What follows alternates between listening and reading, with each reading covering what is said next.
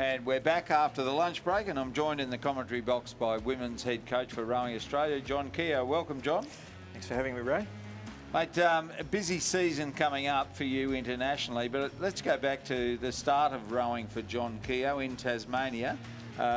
You began rowing yourself at school? I did. I started rowing in Year 7 at Quechee High School in Launceston. Yep. Moved on to club rowing at North Est Rowing Club, so a proud North Est rower. And then, I guess from there went to SASI, had a couple of years at SASI on scholarship with Simon Gillett. Yep. And Matt Draper. And then the lightweight men's program. Lightweight men's program there. So fortunate enough to row for Australia in 1990-91. Even saying that makes me feel old. But yeah, fond memories of those times. And then on the back of that, sort of got into coaching in 1995. Yeah. So you came to Brisbane Boys College at once? I did. Yeah. Had 4 or 5 years, sort of, I guess, learning your craft at Scotch Oakburn in Launceston, and then. I think 2002 moved to Brisbane Boys College to run the program up there, and a massive job for any performance director at a school. With I think we had 220 boys rowing and 65 coaches, and a lot of equipment, a boatman, a lot of moving parts. But and then so that was I guess a springboard through a trip to England. Caught up with Peter Shakespeare in England that year, and then about 3 months later moved to England to work for GB Rowing. Firstly Talent ID, and then got seconded to work for the senior team, which sort of led to my first coaching opportunity. You went to, was it the New Start program or something? World Class Start. World Class Start under Shakes, and then not long after, I remember all of a sudden you were on the national team. Coaching gig. So I think, right place, right time. That always helps, but worked with under Paul Thompson as a young coach in GB. He was a chief coach, women and lightweights, and worked with him. Went to, I guess my first international coaching opportunity was World Championships in 05 in Gifu. Yep. Coached the lightweight women's squad, and the girls won a bronze medal. Yep. So that led to, I guess, more work with the seniors, more secondment to the seniors, if you like. And went to 07 World Championships coaching the women's 8 that qualified. Finished third, one of the great race for women's 8s back in 07 where we had in Munich 6 8s were canvassed between the boats with 500 metres to go, and 5 qualified and 1 didn't, and luckily we were third, so qualified the 8, and then that led to an opportunity to coach in Beijing with the British team. And from there you went to Canada? I came home for 18 months, went back to Launceston and back to my an engineering company in Launceston, and then an opportunity arose to look at the Canadian job, working under Al Morrow in London, Ontario, and went over and looked at the job and thought this looks like a great opportunity, and went over there and worked with Al, who's an amazing coach, great absolute record. legend. Yeah, absolute legend, and Mike Sprackman was coaching the men there as well, so whilst weren't directly coaching under Mike, he certainly had his influences on the Canadian system. So is that in Victoria? In Victoria. The men were in Victoria, the women were based in London, Ontario, which is near Toronto. Yeah. Or Toronto. Toronto. Yeah. So they keep them separated by the whole country? They did. It's now one training centre just about an hour north of Victoria on Vancouver Island. So they've basically effectively shut down the London training centre. Okay. Yeah. And then you've come back home and you're the women's head coach here, and expectations for this year, you've got some very talented athletes, and we saw the double scull today. It was pretty impressive. And, and obviously Annabelle and Jess in the pair. High expectations for them as well. Yeah, look, I think we've certainly got high hopes for the team, and they've got probably even greater expectations on themselves to perform in Paris. But I think it's built really nicely over what has been a short quadrennial or triennial, as we say, 3 years, and I think it's built nicely. I think we had some good results through the Worlds and the World Cups. Of course, as coaches, you always want more, and I'm sure the athletes do as well. But I think we're building nicely, and I think seeing the doubles spring up this year as we've tweaked the boats is really exciting. I think they are a great boat, and looking forward to seeing them race internationally in 8 weeks' time or so. Tara's great today. They were very impressive today, actually, I thought. I'd love to see that form be carried through to World Cups and Olympic Games. From a physiological perspective, only having 3 years, you had a 5-year Olympic cycle, now you've got a 3-year Olympic cycle. Have you tried to get 4 years of work into 3 years? Not necessarily. We've tried to start this quadrennial, maybe 1 or 2 years ahead of where we started the previous one. So we always feel like we're building each year. Yeah. I think it's difficult because 5 years leading into Tokyo, we all lived through COVID and the challenges that put upon not just rowing, but for every sport, lifestyles, families, the whole kit and caboodle. Emotions, and we lived through that, and it was pretty draining on everybody. And I don't think you realise how draining it is until you actually finish in Tokyo, and it's like take a breath and realise that you've been part of something that was pretty amazing. That hour of power is something I certainly won't forget. 4 medals in an hour is just knowing how hard they are to win. To see that for the Australian rowing team was very emotional. I discussed that with Red actually a couple of days ago. I was in Beijing as you were. And we got 3 medals in an hour then. Yeah. And this time we got 4 medals. I was in a pub in Brisbane with a heap of parents actually. Jack Hargrave's parents had come up from Nyngan to a pub in Brisbane. Yeah. And, Channel 7 covered all of the parents and old hangers-on like me. Yeah. And a great time was had by everyone, It was, and some of the footage that we saw afterwards was pretty inspiring. Because you couldn't travel, you were doing things at home, like no crowd effectively in Tokyo, but there was the stands had some people in it, and most of those people were athletes and support staff. But it was still an amazing Olympic Games. Just to stay in the village. I've never done that as a coach. Yeah. So to stay in the village was incredible. Yeah. So the Olympic Games are they open on the 26th of July. I'm not sure if you're aware of it, but that's Olympia Aldous' birthday. I wasn't aware of that, but thank you for telling me. Do you know how I know that? How do you know that? Because it's my wife's birthday as well. So we established that when I was managing the team, that Olympia and my wife share a birthday. There's just a few years apart in age. Right. So you're doing Lucerne. We are. And then off to Poznan. Yep. Are you coming back? Or? No, we're staying this year, which we've never done. But we're looking at making sure that we're creating, different environments overseas. So we're doing a short training camp post Poznan in a place called Bryjak, which is on the... I know Paul used to like going to Bryjak. He does, a great wine region of the I'm sure German. It's for the training facility. Yeah, the Alsace region. So there's a really nice river there that's similar to the Nepean in terms of what it looks it's like. It's the border of Germany and France? It is. It's basically a flood channel of the Rhine River. Yeah. Yeah, so not far from Colmar, or maybe an hour and a half north of Lucerne. Yep. But it's a nice venue, and I think just to give the athletes something different, because we're over there for 11 weeks. Well, Gavirate is fantastic, but 11 weeks of Gavirate is probably a bit too much if you break it up with a couple of regattas. Yeah, look, I think it's a fantastic place. We're incredibly lucky to have the ETC. It's an amazing place, and no other federation has something like it. But that lake is hard to train on, particularly in small boats. You get wash coming from everywhere and you can't even see where it's come from or who's created it. So the bigger boats are probably okay, but I think for the small boats, singles, pairs, doubles, it can be challenging. So I think having some different locations to break the trip up, so we'll go Italy, Lucerne, Italy, Poznan, Bryjak, Italy, Games. Yeah. So we wish you all the very best. Thanks, Ray. Great expectations for everybody, so there's no pressure on you at all. Never any pressure on coaches. Yeah. Thank you for joining us, John. Thank you for having me, Ray. Welcome to Sydney. Upbeat, downbeat. Feel its heartbeat.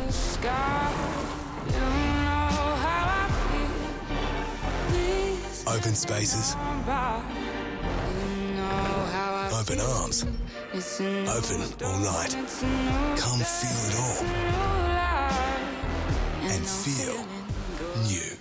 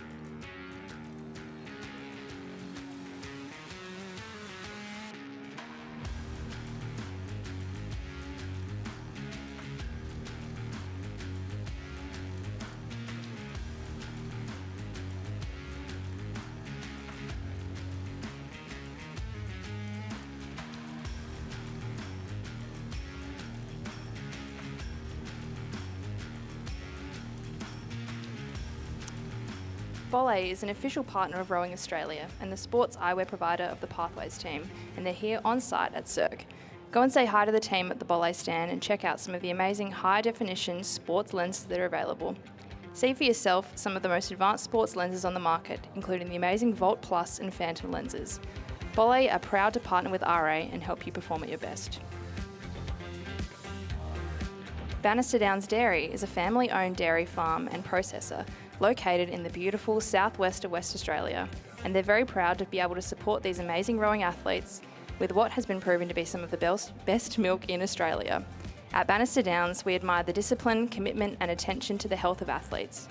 Nutrition, health and fantastic flavour are the priority at Bannister Downs, and we wish everyone the very best in the final days at the 2024 ARC.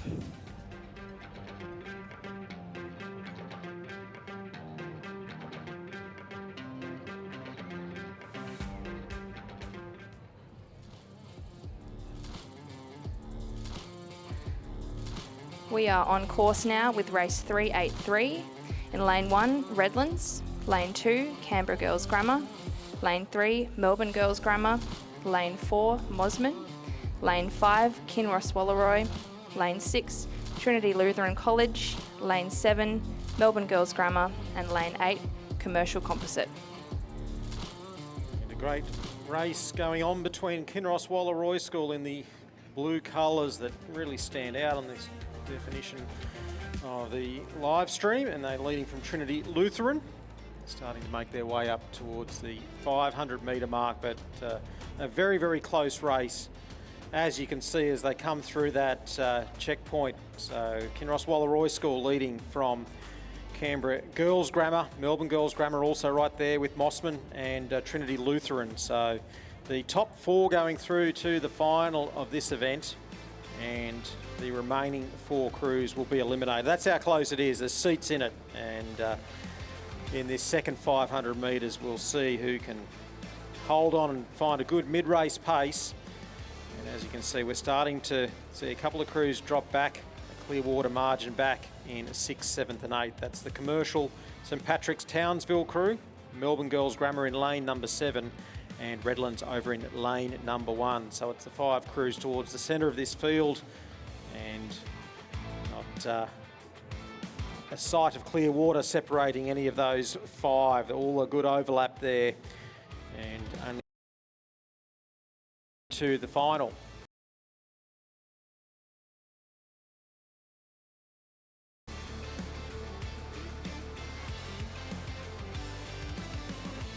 Kinross still with the advantage, and the crew currently sitting in 5th position is the first of the Melbourne Girls Grammar crews, Imogen Perrott, Grace Perrott crew. So they're currently sitting in that 5th position, but only about a couple. Green number 2 on their bow. Coming up towards the 1,000 metre mark, good push from Mosman, and that is not unexpected. First and second in the under-17 women's double sculls, and we had in that boat Elise Coates take out the under-17 women's single scull. So Mosman coming to the fore, the red and the white hoops from Mosman Rowing Club at Pearl Bay at the Spit on the north shore of Sydney, and Kinross Wallaroi in 2nd place. Good race going on for 3rd between Canberra Girls Grammar and Trinity Lutheran, and in 5th place Melbourne Girls Grammar. And then, as I said, that gap still developing back to the Girls Grammar and Redlands. So Kinross Wallaroi in the blue boat, named Alec Hoskin, who was selected in the Australian under-23 men's 4. I saw them have a good win earlier on this morning. He's a young rower that rows at Sydney Rowing Club. And Kinross Wallaroi very well placed in this one, but it is Mosman that have the race lead.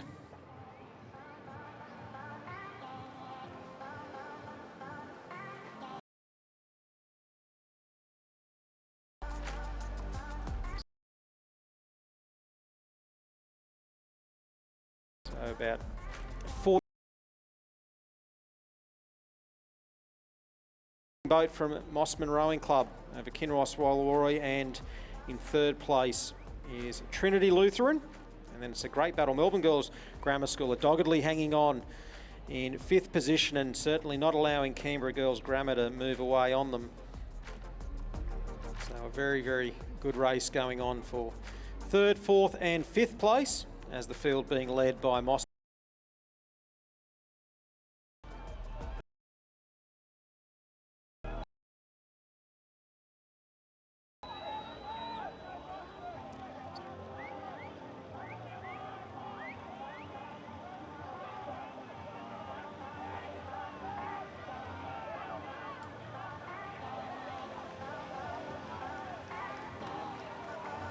That is Mosman Rowing Club coming through very clearly in that 1st place position. Kinross Wallaroi, 2.5 back to 3rd place.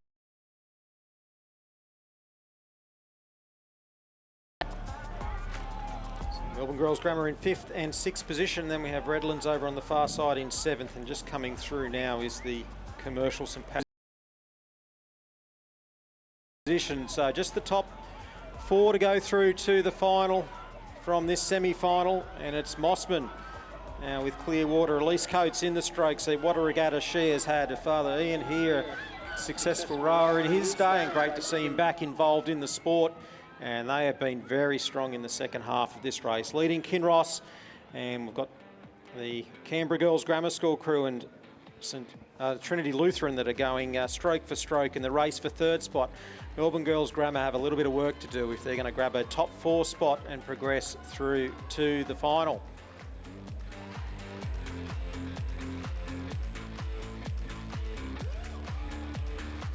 So Mossman Rowing Club, with 150 metres left to go in this under-17 women's Cox Quad Scull semi-final. It's the crew. They're coached by Ben Whitewolf, Tom Shremko and Kieran Kabelke. Part of the Australian underage teams in the past. Kieran Kabelke's been in the Australian men's Quad Scull at Mossman Rowing Club, and prior to that at Redlands as well. So Mossman Rowing Club will come up to the line and take out the first of the semi-finals, and to join them in the final will be Kinross Wallaroi School in 2nd spot, and Trinity Lutheran will just hold off Canberra Grammar in the race for 3rd. Those 4 will progress through to the final at the expense of, and then it is across the St Patrick's College Townsville and Commercial Rowing Club composite will place 8th.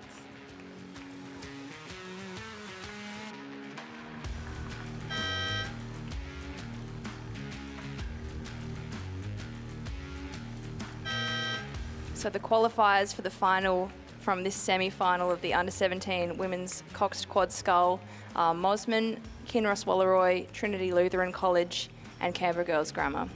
You can see those girls at the finish line there, very proud of themselves.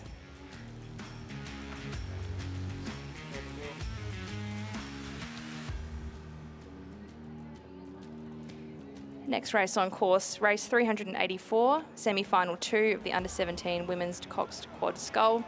Lane 1, Furbank Grammar. Lane 2, Sydney Composite. Lane 3, Commercial. Lane 4, Commercial. Lane 5, Kinross Wallaroi. Lane 6, Commercial. Lane 7, PLC Perth. And Lane 8, Queenwood School.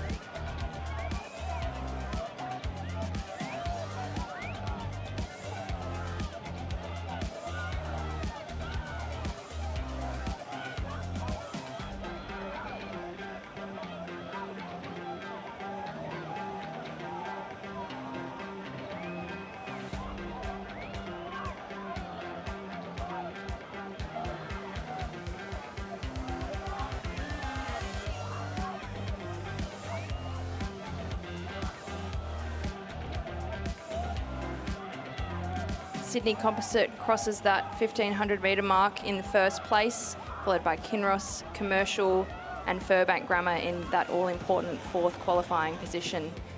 Just 500 metres left to row, Nixie.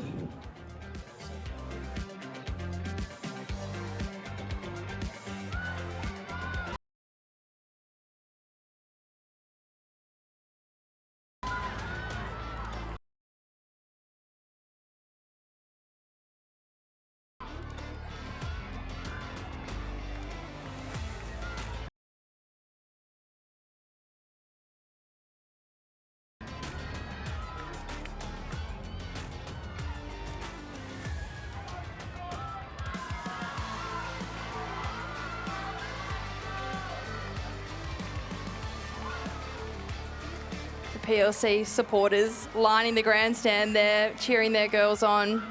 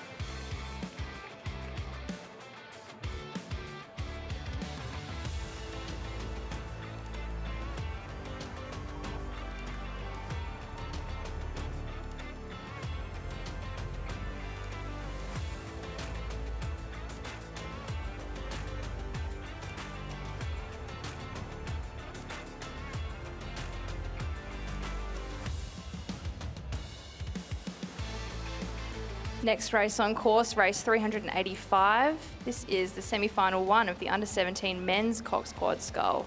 In lane 1, we have the Nepean. Lane 3, Redlands. Lane 4, St Virgil's Composite.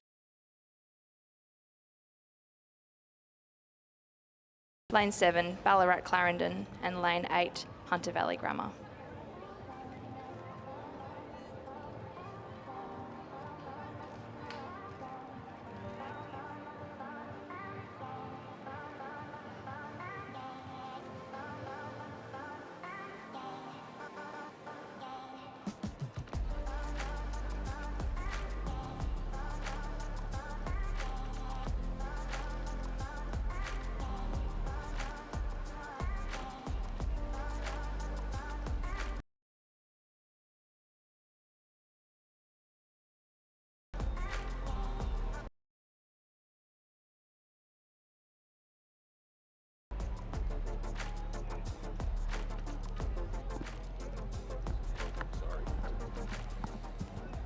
So,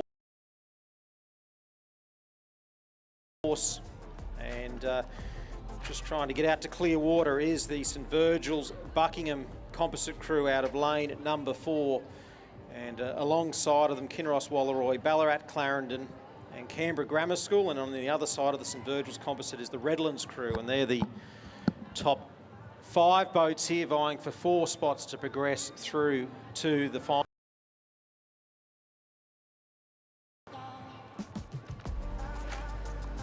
Through that 1500 metre mark, it is the St Virgil's Buckingham Composite crew from Tasmania in that first position, followed by Ballarat Clarendon in second, Redlands in third, Canberra Grammar School in fourth.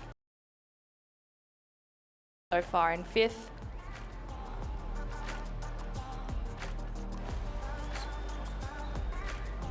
Kinross Walleroy were missed through that timing hut. It was so close there between lanes 5 and 6, Canberra Grammar and Kinross Walleroy. And at the moment, that's going to be the battle to decide who goes through to the final and who, unfortunately, will be eliminated from the event. So St Virgil's and Buckingham are clear in this one, and they're looking good with 250 metres to go. They're in the white Sykes shell as they lead Ballarat Clarendon College, and then very close to Redlands, who did very well with the bronze medal in the under-17 double scull final earlier on this morning. Canberra Grammar have got the jump now on Kinross Wallaroy, and the school from Orange look to be in a little bit of trouble here with 200 metres left. How do you see this one panning out, Izzy? That Tasmanian crew is very clearly in the lead there, doing a really good job. That is a great race for the remaining qualifying spots. All through the middle lanes there.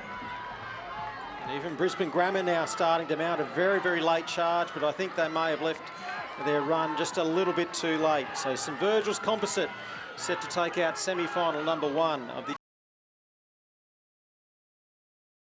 Clarendon College in second. Third goes to Redlands, fourth to Canberra Grammar. They're the 4 qualifiers.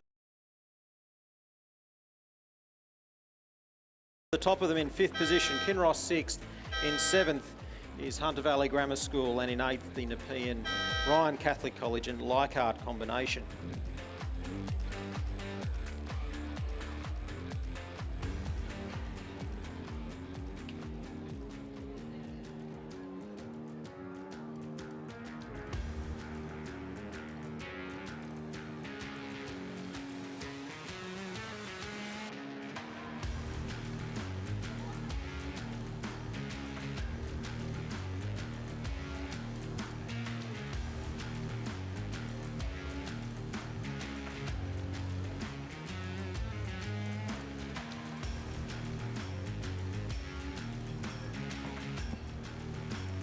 Next race on course, race 386, semi-final 2 of the under-17 men's Cox Quad Scull. Lane 1, Rockingham Grammar. Lane 2, Prince Alfred College. Lane 3, Sydney Composite. Lane 4, the Southport School. Lane 5, St Patrick's College. Lane 6, Brisbane Grammar. Lane 7, Scotch College Adelaide. And Lane 8, Nudgee College. See only about a length separating all 8 crews in this one. There's a very, very tight race through that 500 metres, and it's carried on here as they make their way up towards the 1,000 metre mark. You can see as they come through that particular point, it is still almost every bit as close. There's a lot of zeros on there. The only margin over a second is back to the Scotch College Adelaide crew in 4th position as St Patrick's College that lead this one, the crew from Ballarat out of lane number 5.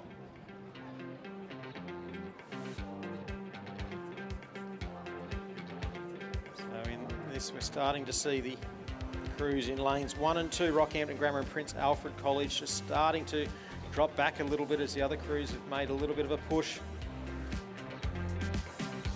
Still top 4 to progress in this one.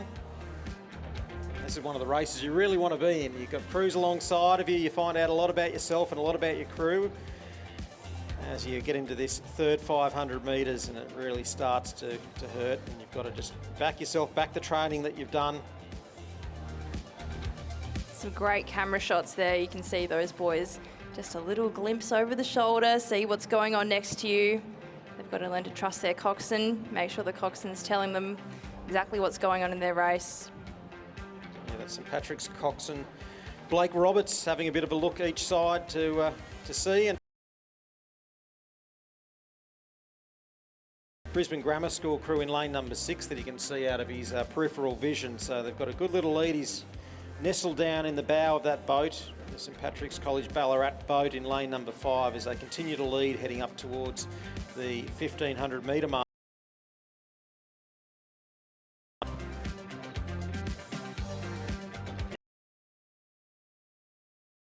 Mark, still a tight field, but we have St Patrick's College in second, then to Sydney and the Sydney Composite crew, and then Nudgee in 4th place. The Southport School in 5th, PAC in 6th. In that last place coming through the 1,500 metre. So still half a dozen crews, it would seem, that are close enough to strike here and claim one of the top 4 spots to progress through to the final.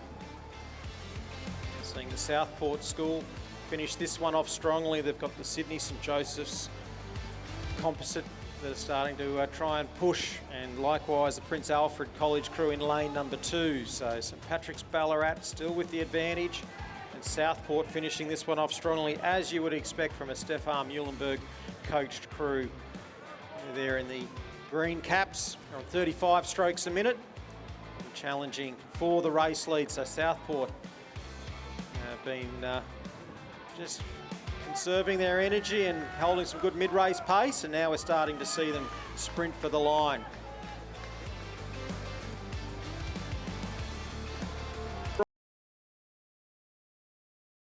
From the Southport School boat, the win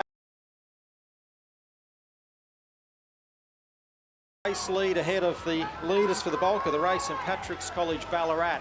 So the Southport School from the Gold Coast in Queensland going stroke for stroke with St Patrick's Ballarat. And the centre lane will go to the Queenslanders. They take out semi-final number 2, St Patrick's Ballarat second. Third goes to Prince Alfred College. School will await the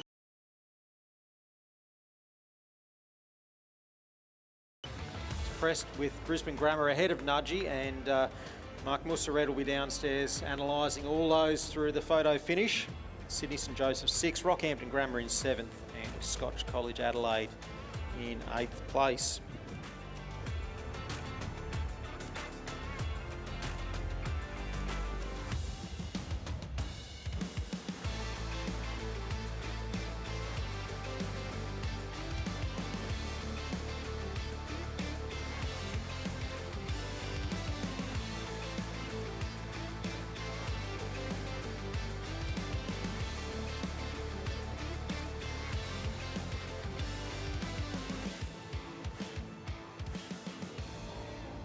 Moved on to our next event, the Under-19 Men's Quad Scull. This is race 387 in Lane 1, Newcastle Grammar. Lane 2, the Gregory Terrace Composite. Lane 3, West Australian Rowing Club Composite. Lane 4, Kinross Wallaroi. Lane 5, Hunter Valley Grammar Composite. Lane 6, Trinity Grammar.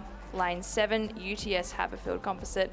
And Lane 8, the Southport School. So they come through the halfway mark there next year. Yeah, so Kinross Wallaroi and the Hunter Valley Grammar UTS Adelaide Uni Adelaide composite crew that have got 5 seconds advantage over West Australian Swan River, and then Trinity Grammar from Kew in Melbourne, Victoria. So they're the top 4, but this is taking on a totally different complexion to some of the other semi-finals we've seen after the lunch break. Izzy, these 2 crews well clear, and they're looking pretty comfortable for qualification in this third 500 metres.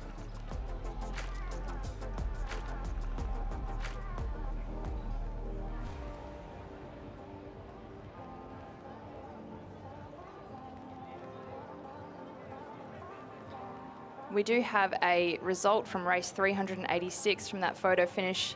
Southport School in 1st, St Patrick's College in 2nd, and PAC 3rd, Brisbane Grammar earning that 4th qualifying position. That's race 386.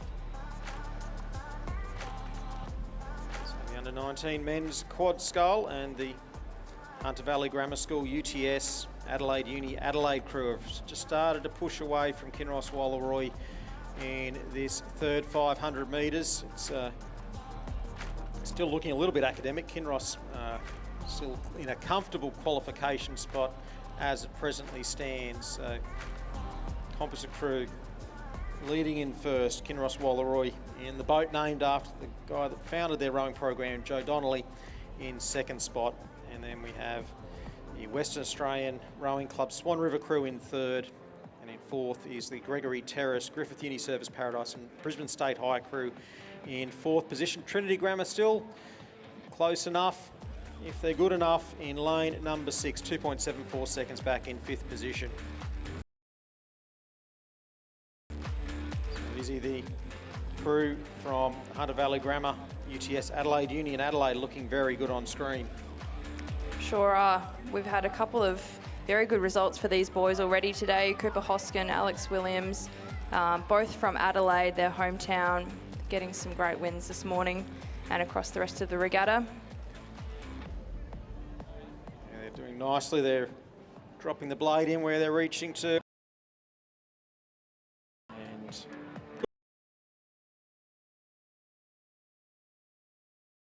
cool, and let's move down to UTS. Head towards the last 100 metres. Got the rating. First semi-final. They're at 40 strokes a minute, so certainly not backing off, that's for sure.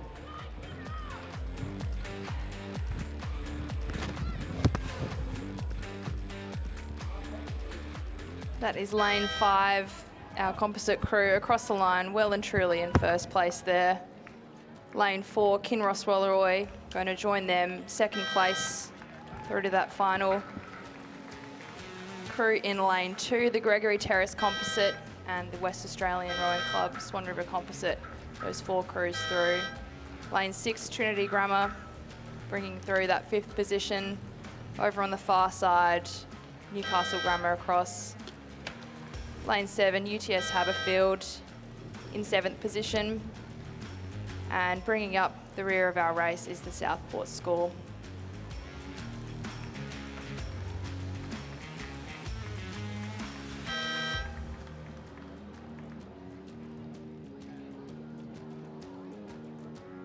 Those results confirmed on screen there. Some pretty clear margins between those finishes. Should make for a very interesting final later on in the regatta.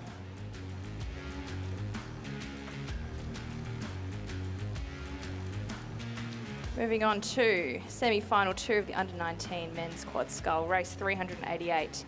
Lane 1, Gippsland Grammar. Lane 2, North Esk Composite. Lane 3, Radford College. Lane 4, Mosman. Lane 5, Launceston Grammar. Lane 6, Wendouree Ballarat. Lane 7, Melbourne High School. And Lane 8, Rockhampton Fitzroy. Here's the crew from Mossman Rowing Club. They've started to push out in this one as they come up to 900 metres gone. Mossman William Robertson, Harry Coddington, Dion Hansen and Oscar Shield Gamble, coached by Tom Shramko and Kieran Kabelke.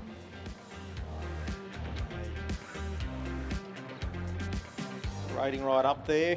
These guys certainly know how to rate. They're at about 37 strokes a minute through the halfway mark.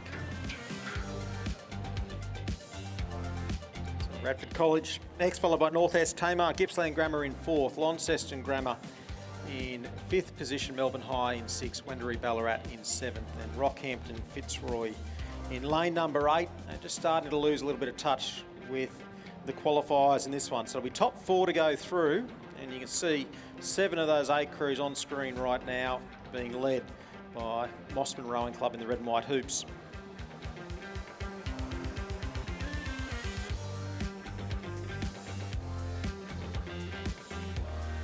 There's a great race going on this side of the course. Melbourne High School in lane number 7 there with Wendouree Ballarat, and they're obviously hoping that they keep working off each other and they can continue to just push up on the others that are sitting in those qualification spots.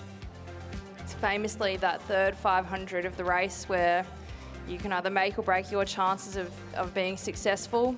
If you can hold your nerve, hold your length, stay calm through that third 500, you may stand a chance scraping through.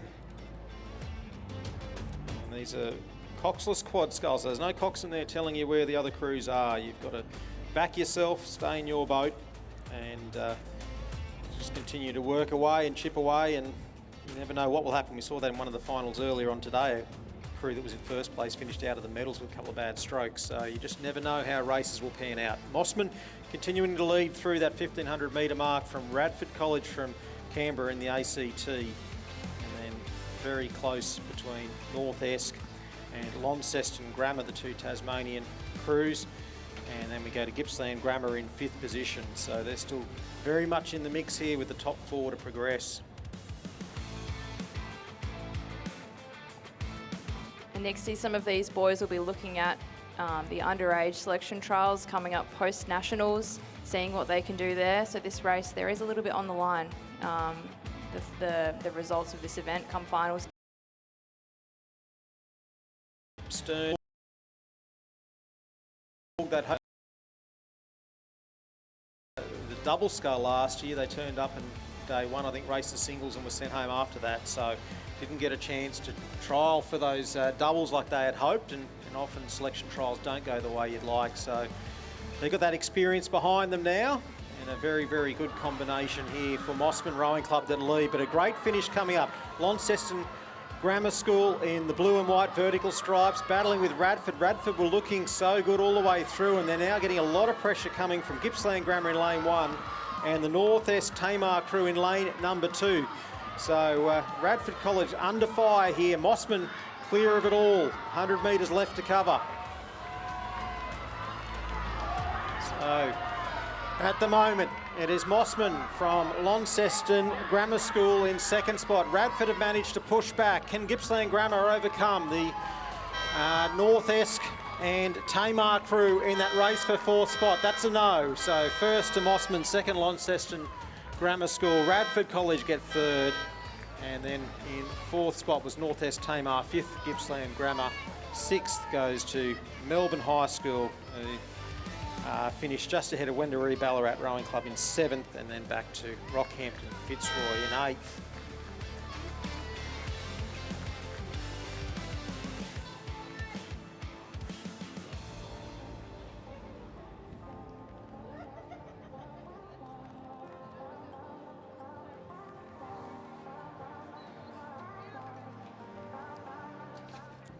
All right, here we go. This is one of our only finals this afternoon, the Open Lightweight Men's Coxed 8 for the Bucks Trophy.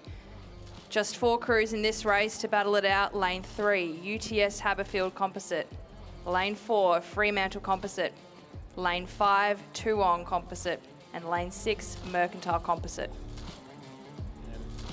Was the Toowong Composite leading by 1.78 seconds at the 500 metres. They're now up to about 900 metres, and they're still leading.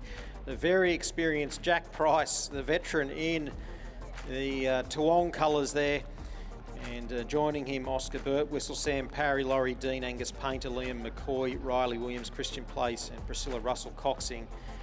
And they don't have it all their own way though. They're only about just under 2/3 of a length advantage over the Mercantile Composite crew, and crew that contains a number of the Victorian Penrith Cup members there, and they've started to shoot out clear of Fremantle Composite and then the UTS Haberfield Composite in fourth position. And we can expect to see quite a few of these athletes racing in their respective states' Penrith Cup, the interstate regatta this Sunday. But here they are, teaming up in the big boats, enjoying a good head out for some lightweight racing. So the Mercantile Composite crew in the white shell to the right of screen, the Dr. Bibby Colgan. Of course, the Colgan Foundation are great supporters of rowing in Australia, New Zealand and overseas in the Northern Hemisphere. A good push coming from UTS Haberfield. They've started to just row through the Fremantle Composite crew over on the far side of the course, so they've made a really good push there.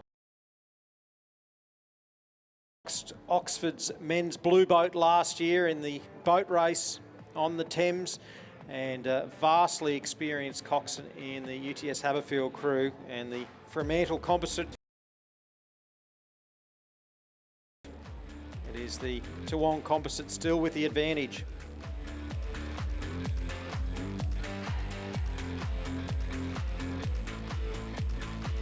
500 metres left to go. It is the Toowong Composite crew in the lead with a 1.5 second lead back to the Mercantile Composite. Clearwater back to a good battle. UTS Haberfield Composite in third and the Fremantle Composite in fourth, with just maybe a canvas in front there for that last podium position. So the Mercantile Composite crew were 6 seats down through that 1,500 metre mark, and they've started to claw a couple of them back as well. So can they have a massive last 500 metres and take out the Open Lightweight Men's Coxed 8 for the Buckingham Rowing Club Centenary Trophy? It's been a very good push here.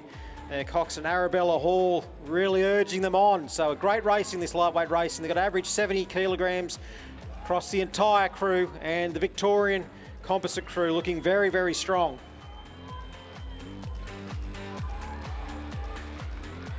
You've got to feel for this Queensland Composite crew. They've led for the bulk of the race. They're coming under a lot of fire here.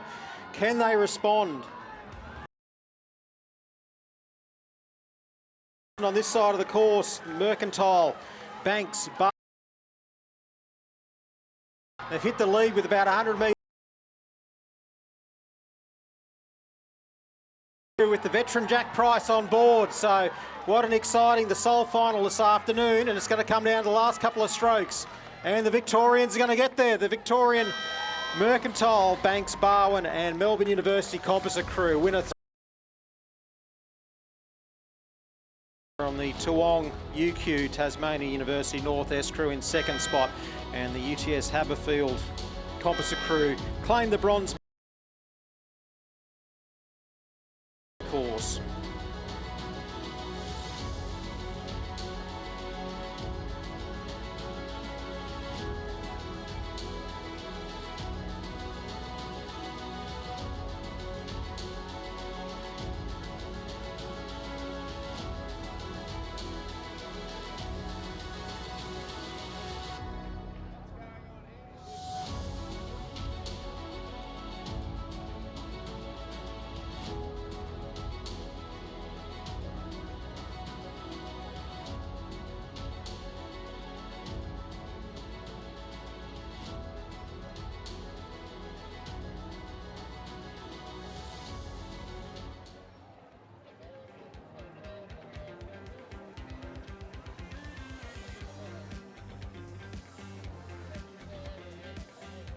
Back up the course, we have race 390 well underway. This is the Rep 1 of the Under-19 Women's Coxed 8.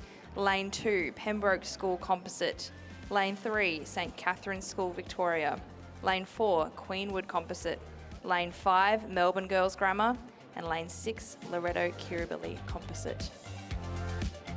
Some impressive racing in the heats of this event yesterday. We saw Seymour College go 6:36 and St Catherine's New South Wales crew 3:14 through the halfway mark. So some very, very quick under-19 8s here. And in this one, it is the Queenwood School. The blade, the Queenwood School. And looking strong and loose and relaxed.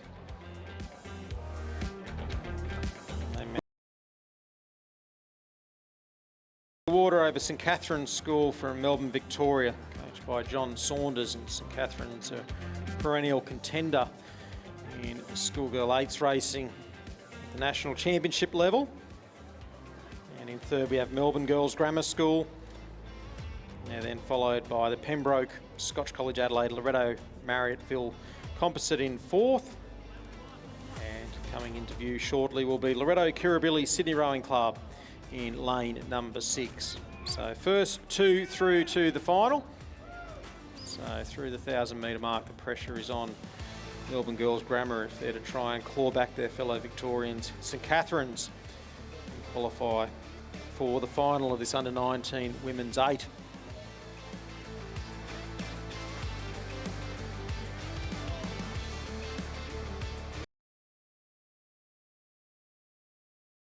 Positions, the Queenwood Sydney boat.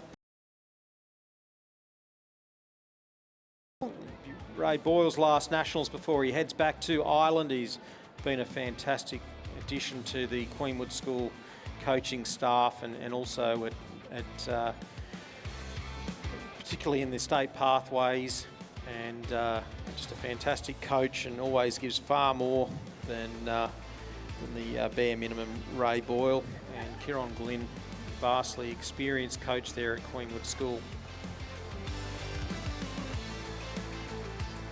They're out in front, and what a position to be in. So being able to drop the rating down to 28 and just move it along very nicely, this Queenwood Sydney crew, as they head up through the 1,500 metre mark.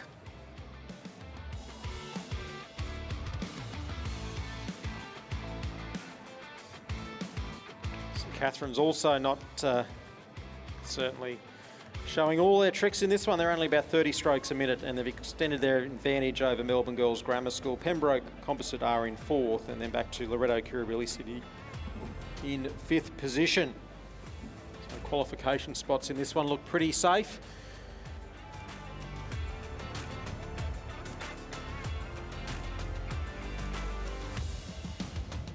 Conditions absolutely fantastic here. Flags at the finish.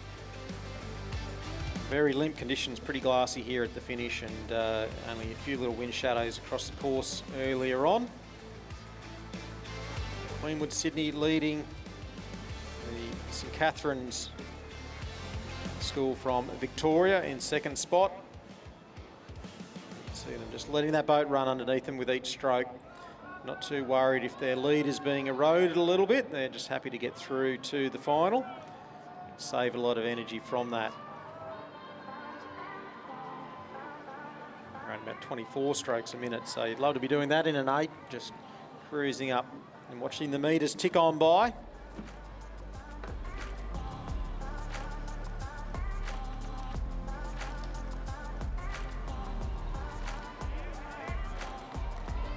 St Catherine's there with the tandem rig in 4 and 5 seats. That's where 2 people are on the same side of the boat in consecutive. They're in second spot and managing to hold off Melbourne Girls Grammar. They're racing it all the way through Melbourne Girls Grammar, seeing if they can get close enough to put on a little bit of pressure to St Catherine's, but it'll be Queenwood Sydney Composite take the win. St Catherine's claiming second spot, and Melbourne Girls Grammar will be third. Unfortunately, Melbourne Girls Grammar eliminated from the event, along with Pembroke Scotch.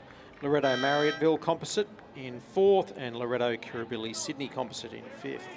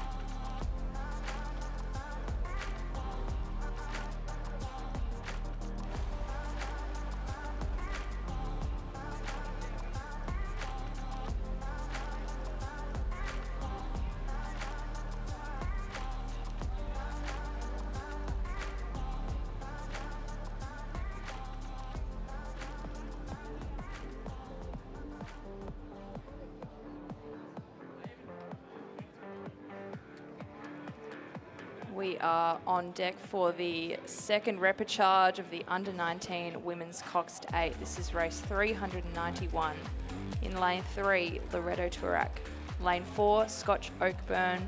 Lane 5, University of Queensland Boat Club. And lane 6, Commercial Composite.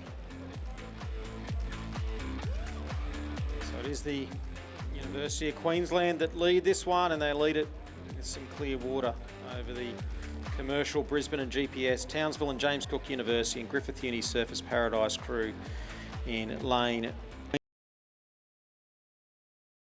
Queensland. They're coached by Phil Bourguignon and Lily Lunny. And well clear in this one. Good battle going on for second spot. The Commercial Composite ahead of Scotch. Couple of seats you could find yourself going up in the placings, and top 2 will see you go through to the final.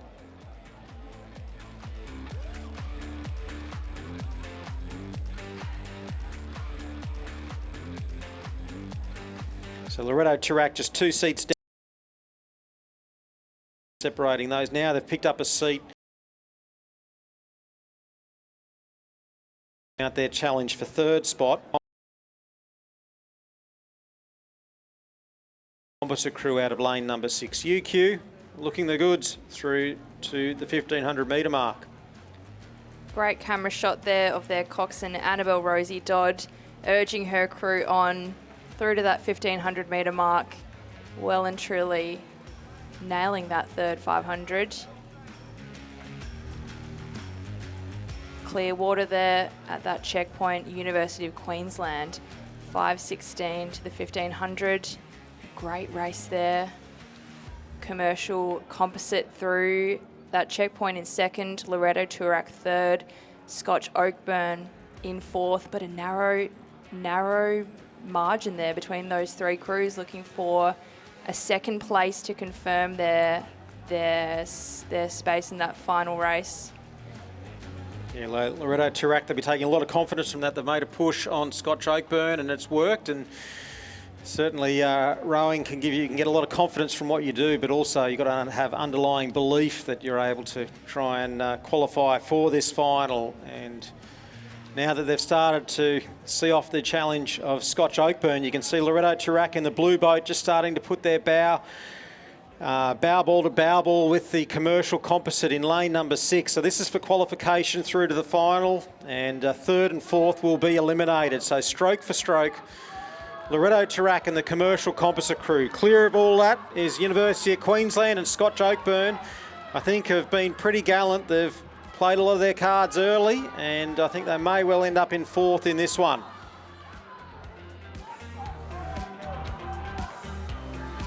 Who's got the sprint finish here? Loretto Tirac, you can see at the top of screen. Gonzaga Barry, a very popular boat name for the Loretto schools. You'll see Loretto Normanhurst also have one named after Gonzaga Barry. They're in the blue boat trying to reel in the yellow boat in lane number 6. No one's going to reel in the University of Queensland out of lane number 5. They will take out the Repechage. Who will join them in the final? Will it be the two Queensland crews? I think it might.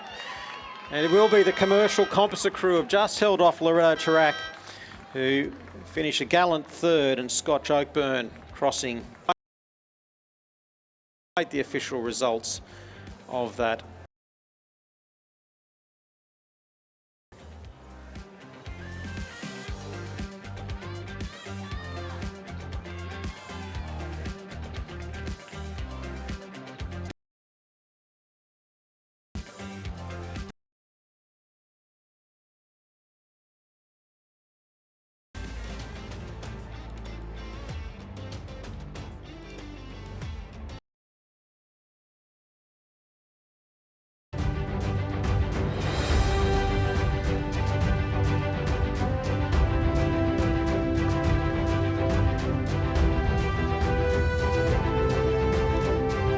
Presentation of medals and the Buckingham Centenary Trophy for the Open Lightweight Men's Cox State Championship of Australia.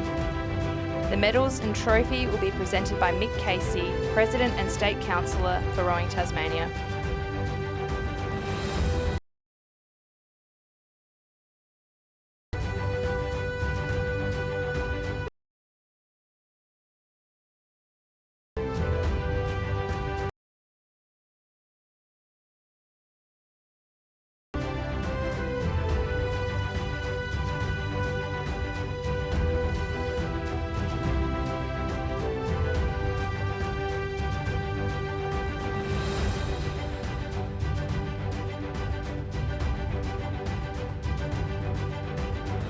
Third place and bronze medalists, UTS Haberfield, Sydney University, Nepean and Adelaide University Composite crew.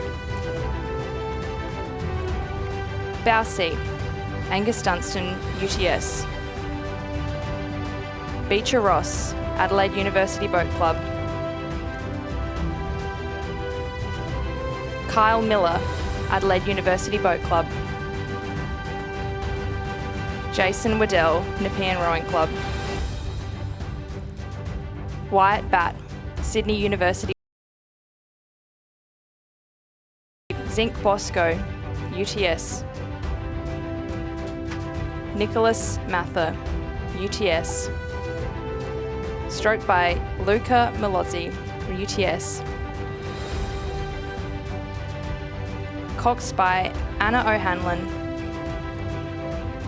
And coaches Sam Fennessy, Odin McIntosh and Daniel Waddell.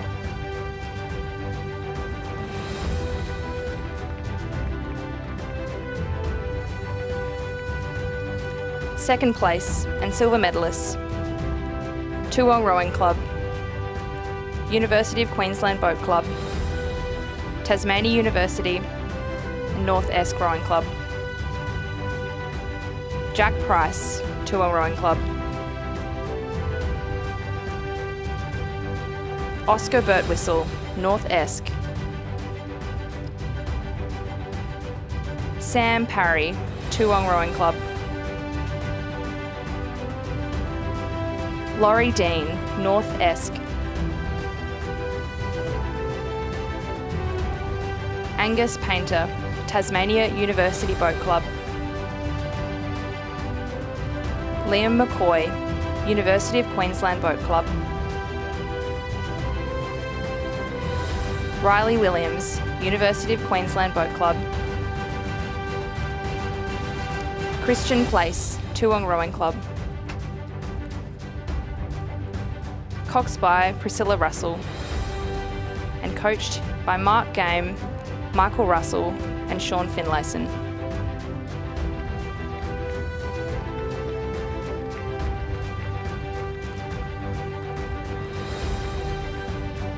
Gold medalists and Australian champions for 2024, Mercantile, Banks, Barwon, Melbourne University. Alex Tomanovitz from Mercantile.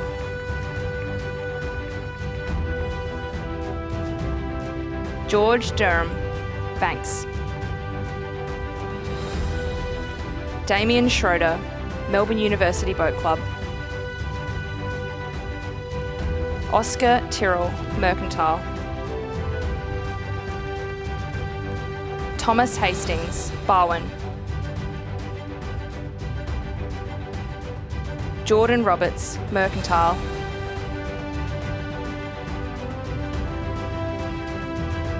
Nick Sigurter, Banks. Stroke by Benjamin Whitney, Mercantile. And coxed by Arabella Hall.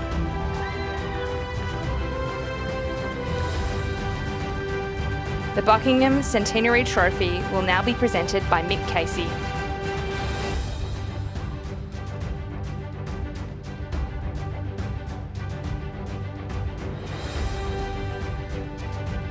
Please congratulate the 2024 Australian champions and medalists.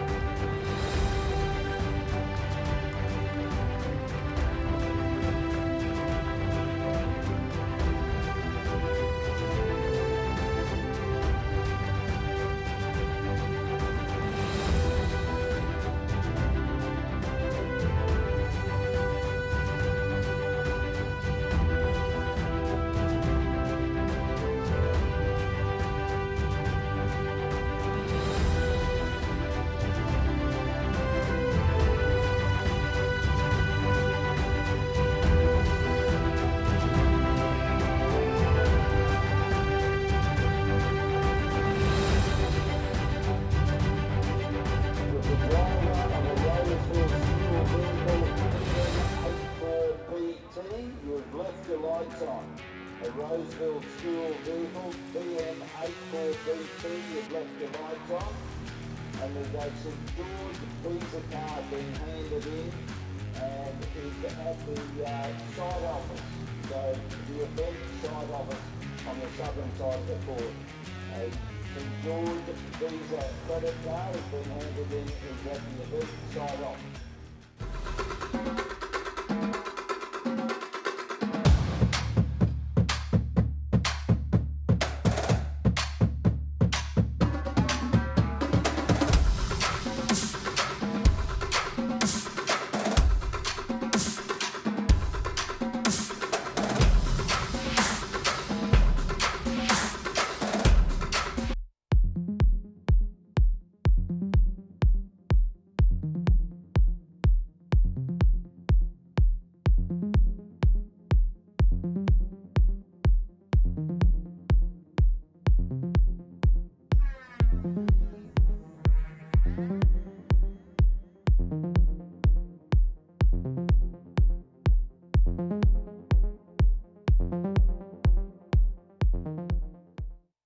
Welcome to Sydney. Upbeat, downbeat. Feel its heartbeat.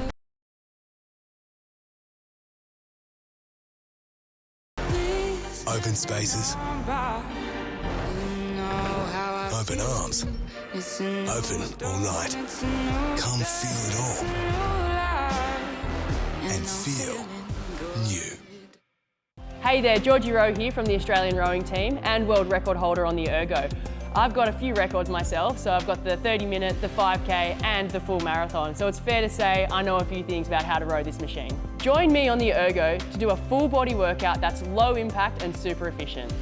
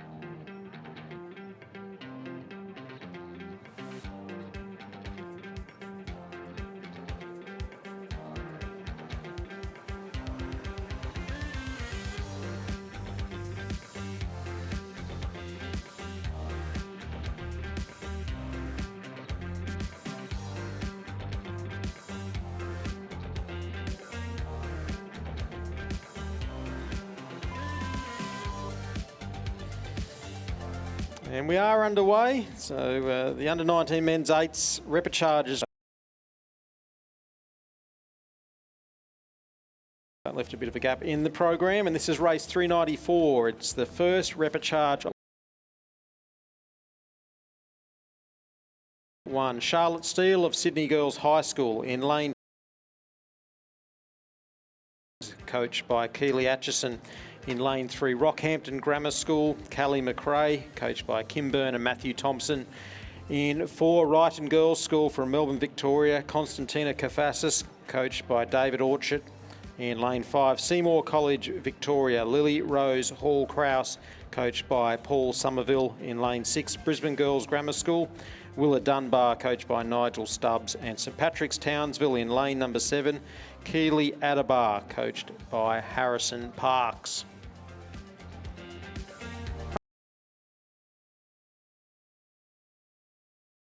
From the middle of the field there, it looks lane 5, Seymour College, all looking in contention. Rose Hall-Kraus, coached by Paul Somerville from Seymour College, Victoria.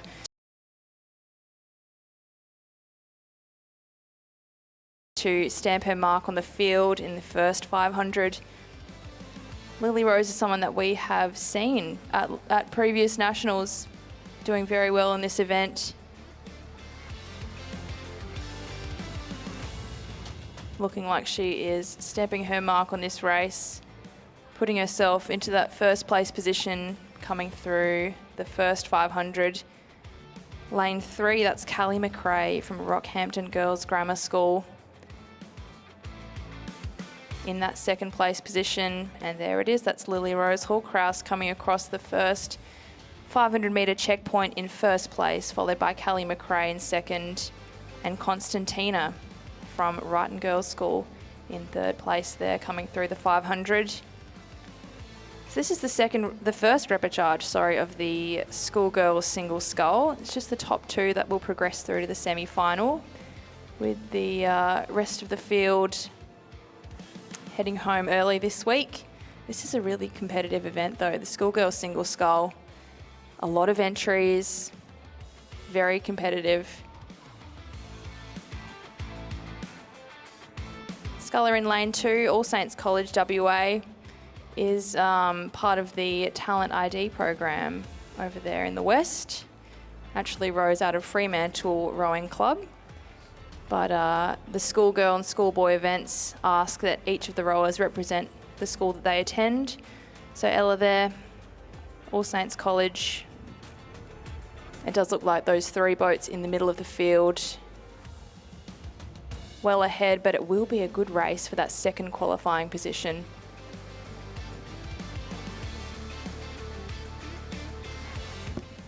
In lane 4, Wrighton Girls School, Constantina Kafasis, sitting at a rating of 29 strokes a minute in her single scull there. The girls doing a good job keeping cool, calm and collected as they approach the go in a single. That's Lily. Full acceleration through that drive phase of her stroke. Constantina, lane 4 there in second place by the looks of things, followed by Callie McRae, Rockhampton Girls Grammar in third. The field is starting to spread apart. They're establishing themselves in the race. Conditions. Halfway through, that's Lily Rose, crossing that 1,000 metre mark in 4 minutes 20. Followed by Constantina Kafasis at this stage in that second qualifying spot. Callie McRae across in third, Willa Dunbar in fourth, Keely Adabar 5th through the 1K. Ella Riches across in 6th from All Saints College WA. And our sculler, Charlotte Steele from Sydney Girls High School, bringing up the back of the field there. Some really great shots from the drone. Beautiful conditions for these rowers. do their very best out in the racecourse. You can see Lily Rose there. Super relaxed, doing her own. Cheeks are puffing.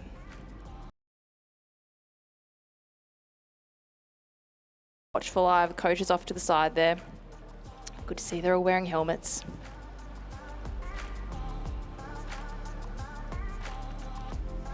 So for some of these girls in the schoolgirl single scull, it might be their first nationals, might be their first season of rowing. But for our race leader, Lily Rose Hall-Kraus, that is not the case. Experienced sculler from Victoria. Some great shots there from the van cam on the side of the course.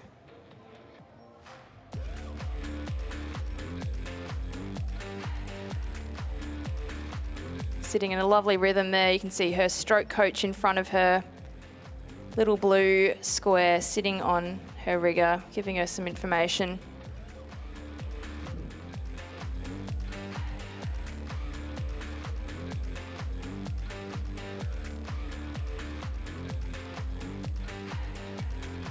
Clear water lead there for Lily Rose. She's settled down to a 26 strokes a minute through the third 500 into the final few minutes of this race. That's Lily Rose Hall-Kraus from Seymour College, Victoria. Across that checkpoint in first place, followed by Constantina Kafasis from Brighton Girls School in Victoria. Those two girls look like they are pretty well set up to take the 2 qualifying spots from this repechage. They'll progress through to the semi-final.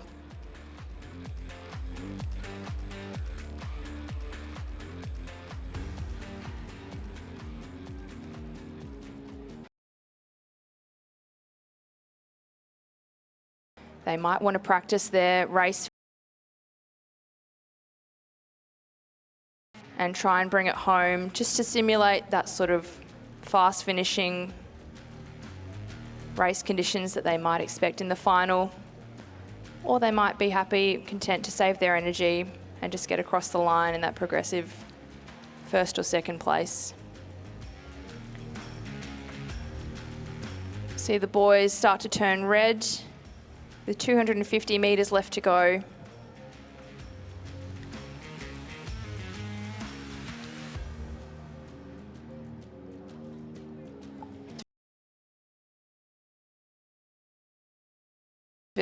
Keely Adebar in lane 7.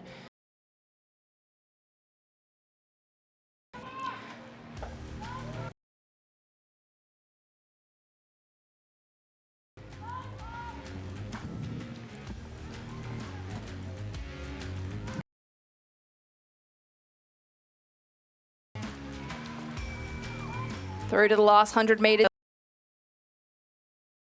Lead. Constantina from Brighton Girls doing her best to hold on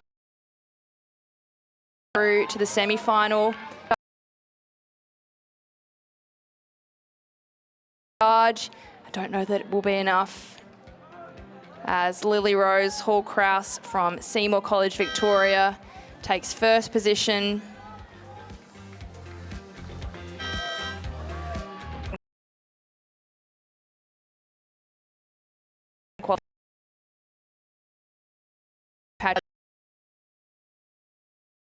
For that second place. In fourth, Callie McRae, Rockhampton Girls Grammar School in fifth.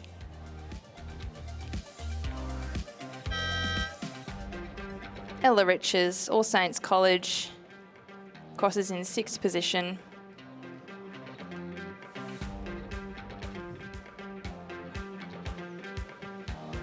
And our Sydney Girls High School sculler, Charlotte Steele, brings home the back of this race in 7th place. Great race from all of these girls. The two qualifiers going through to the semi-finals, Seymour College, Lily Rose Hall-Kraus, and Ryden Girls School, Constantina Kafasis. Unofficial time 8:52.37, and the margins 5.38 and 3.79 seconds.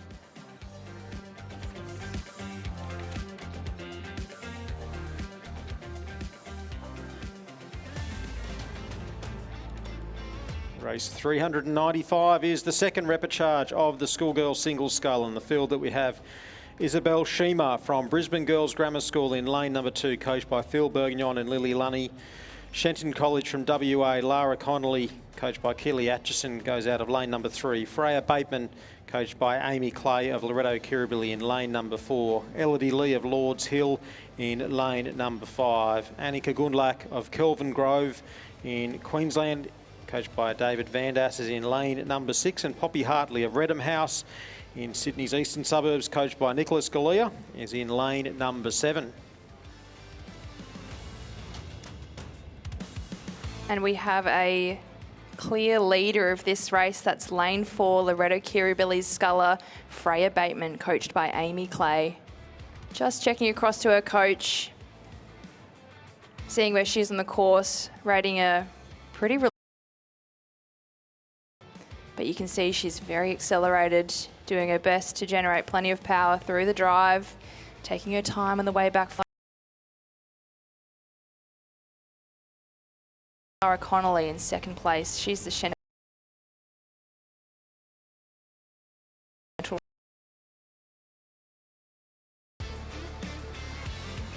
Got our girls coming through the 1500 repechage 2 here. That's Freya Bateman of Loretto Kirribilli with plenty of clear water. Back to Lara Connolly of Shenton College,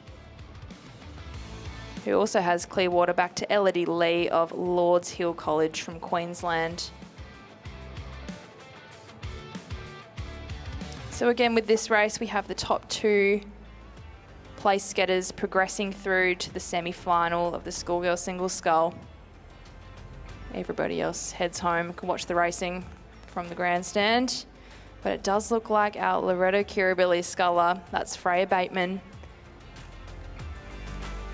working nice and hard through the water in her Felipe single scull.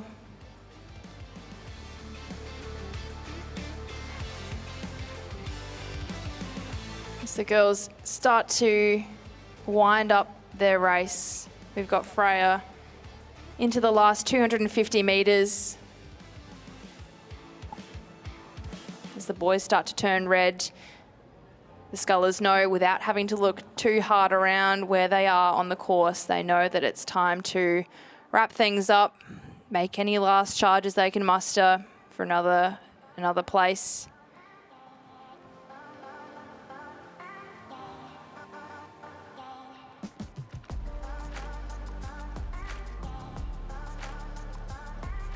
With 100 metres to go, does look like Freya Bateman, Loretto Kirribilli will progress in first place through to the semi-final.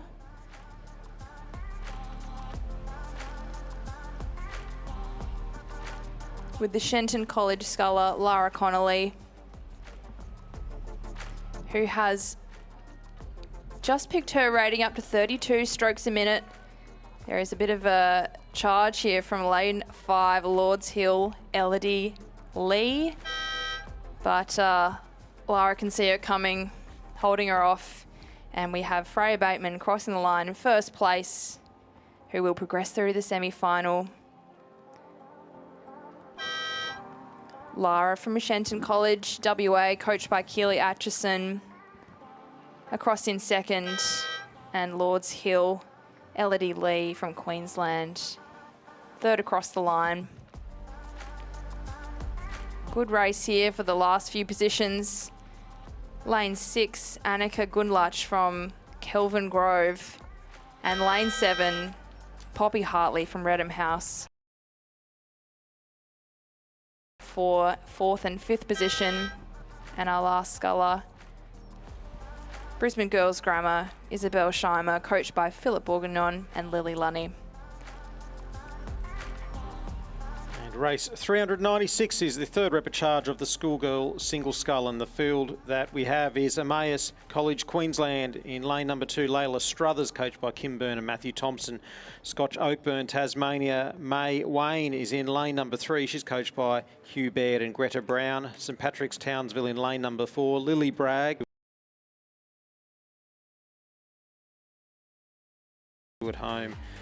And in lane number 6, Stuart Home, Tyra Jensen. And in lane 7, Shelford Girls Grammar Victoria, Octavia Thompson, coached by Jules Whitehead.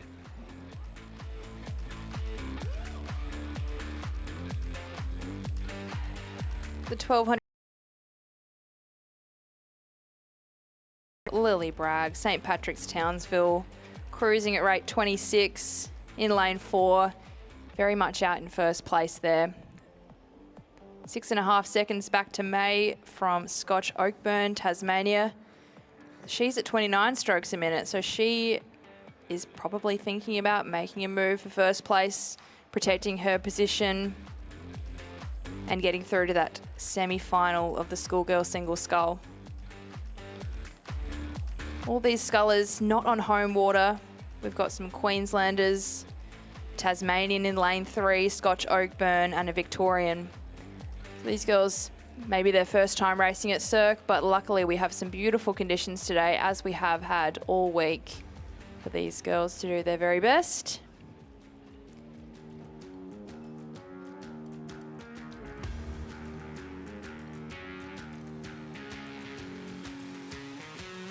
With the 500 metre to go time check, it is Lily Bragg from St Patrick's Townsville across in first place with 500 to go.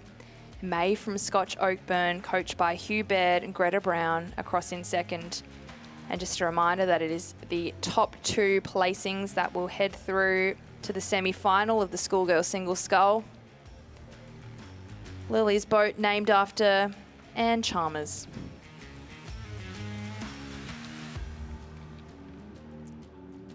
Coach watching from the sideline there.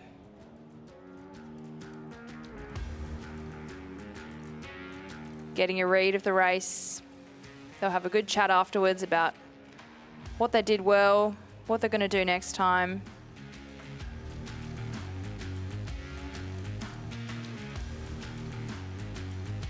Closing stages of the race here. We've got a pretty clear idea of our top 2. They've done a good job. I actually think May from Scotch is pushing here. She's seen an opportunity. May mean that she gets a better lane in the semi-final if she can get one more placing. She's sitting at rate 30 there. Townsville does.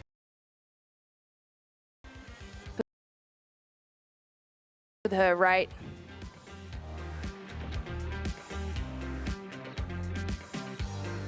The Scotch Oakburn sculler doing a good job to turn this into a race for first place.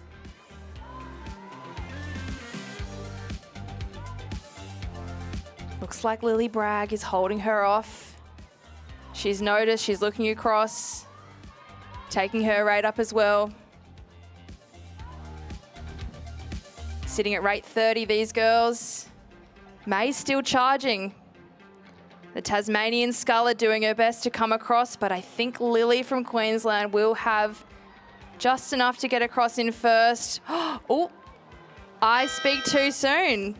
May Wayne, Scotch Oakburn. Looks like a photo finish for that first place, but a really great race there from May. Very competitive. Those Tasmanians racing down Lake Barrington, they're pretty tough.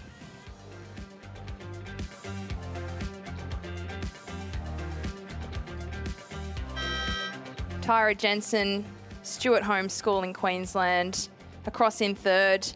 Unfortunately not quite getting there to get through to the semi, but a good race nonetheless. Octavia from Shelford Girls Grammar in Victoria finishes her race long and strong.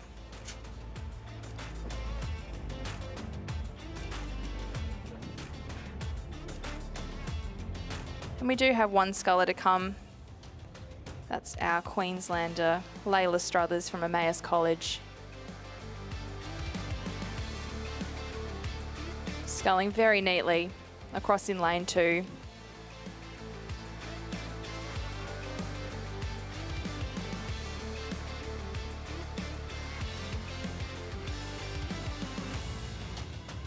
Some beautiful rowing there from our Queenslander, coached by Kim Byrne and Matthew Thompson. She finishes off her race.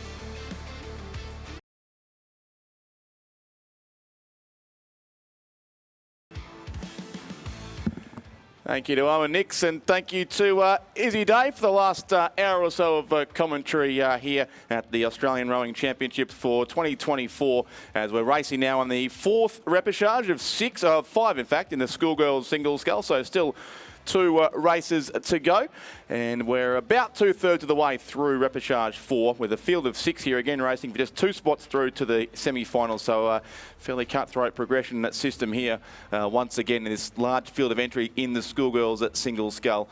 And here in repechage 4, it's Georgia Moore, the leader at the 1,000 and also at the over Jemima McKenzie of Newcastle Grammar School in 2nd place, and just outside the qualifying spot since Georgia Brennan from Rockhampton Girls Grammar School. Now 400 metres to go on this race. Welcome back, I think for the first time today, to a well-rested Ben Homer. Thanks, Rich. Great to be here. Great to be alongside you, and looking forward to the afternoon of racing. Day 5, last day before the weekend. Great crowd in. We got the a big weekend of racing, the school racing as well, which is always fantastic. And we got the schoolgirls single, and this looks to be a great finish. It's a long way, 2Ks in a single, as we've discussed this week, but especially when you're hanging onto one of those 2 qualifying positions, and that drone just gives an amazing shot, doesn't it? You can just see Jemima McKenzie holding on to that 2nd place. There is Georgia Mortimer from St Luke's Anglican out of Queensland, but it is the Grammar Sculler out of Newcastle who was in 2nd, trying to hold off Georgia Brennan from Rockhampton Girls for the final qualification spot. But this is going to be a really good finish for that final spot in the semi-finals in this repechage 4. Yeah, it is indeed. You can see Georgia Brennan there on the screen behind our race leader, Georgia Mortimer from St Luke's Anglican in Bundaberg, coached by Dane Mortimer. The Mortimer family are certainly big names up Bundaberg Way and Mortimer Farms. But and it is Georgia Mortimer who leads well here. Georgia Brennan certainly racing well for Rockhampton Girls Grammar School, looking to get 2 Queenslanders through here. Either side of them is the Newcastle Grammar School sculler in lane 6, Jemima McKenzie. So the race is on now for 2nd and 3rd place. The lead is still with Georgia Mortimer of St Luke's Anglican School from Bundaberg. The lead is shrinking all the time, it must be said, because Georgia Brennan of Rockhampton Girls Grammar School is coming home extremely strong. I reckon she has got her boat now up into 2nd place and sits about a length and a half behind our race leader, but she has clearly moved ahead, certainly, of Jemima McKenzie from Newcastle Grammar School. So it will be the 2 scullers from Central Queensland who go through here. It is St Luke's Anglican School from Bundaberg, Georgia Mortimer first. 2nd, a great finish to Georgia Brennan from Rockhampton Girls Grammar School. 3rd then goes to Jemima. To the remaining 3 scullers, led by Loretto Marriotteville Eliza Hogg, who will finish in 4th place. 5th will go to Jada Critchlow of Shalom College in that very distinctive boat on the far side of the course. And 6th place from Winona School here in Sydney, Maeve Maloney. Well, that's a terrific finish from Georgia Brennan, who you can see there from Rockhampton Girls Grammar. So she's turned a 2-second deficit at the 1500 into a 3.5-second almost advantage there to go through to the semi-finals with Georgia Mortimer. So terrific racing there in repechage number 4. Jemima McKenzie in 3rd, Eliza Hogg 4th, Jade Critchlow 5th, and Maeve Maloney in 6th place. All right, let's go to repechage 5. The final repechage in the schoolgirl single. Same story here. Top 2 to the semi-final. Rest eliminated. Now you can see there on screen. That's Georgina Stevenson from Winona School out of New South Wales, coached by Charlie Patterson.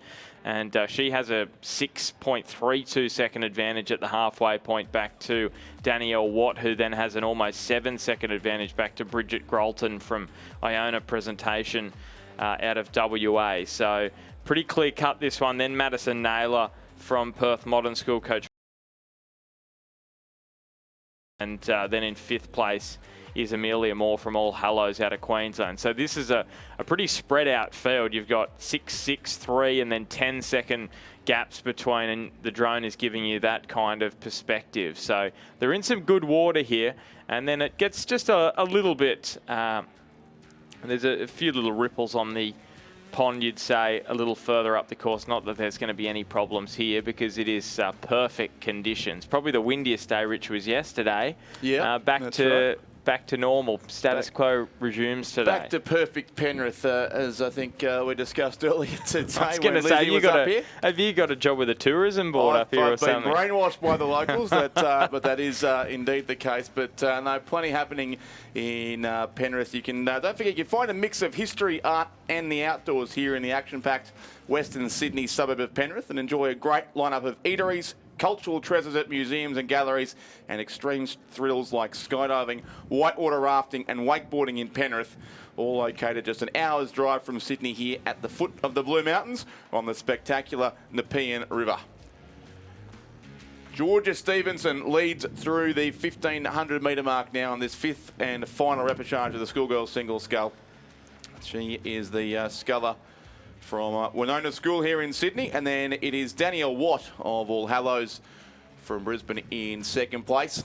Mentioned yesterday they broke a 23-year Head of the River drought, All Hallows, back last August at the BSRA Head of the River. That crew coached by Richard Powell.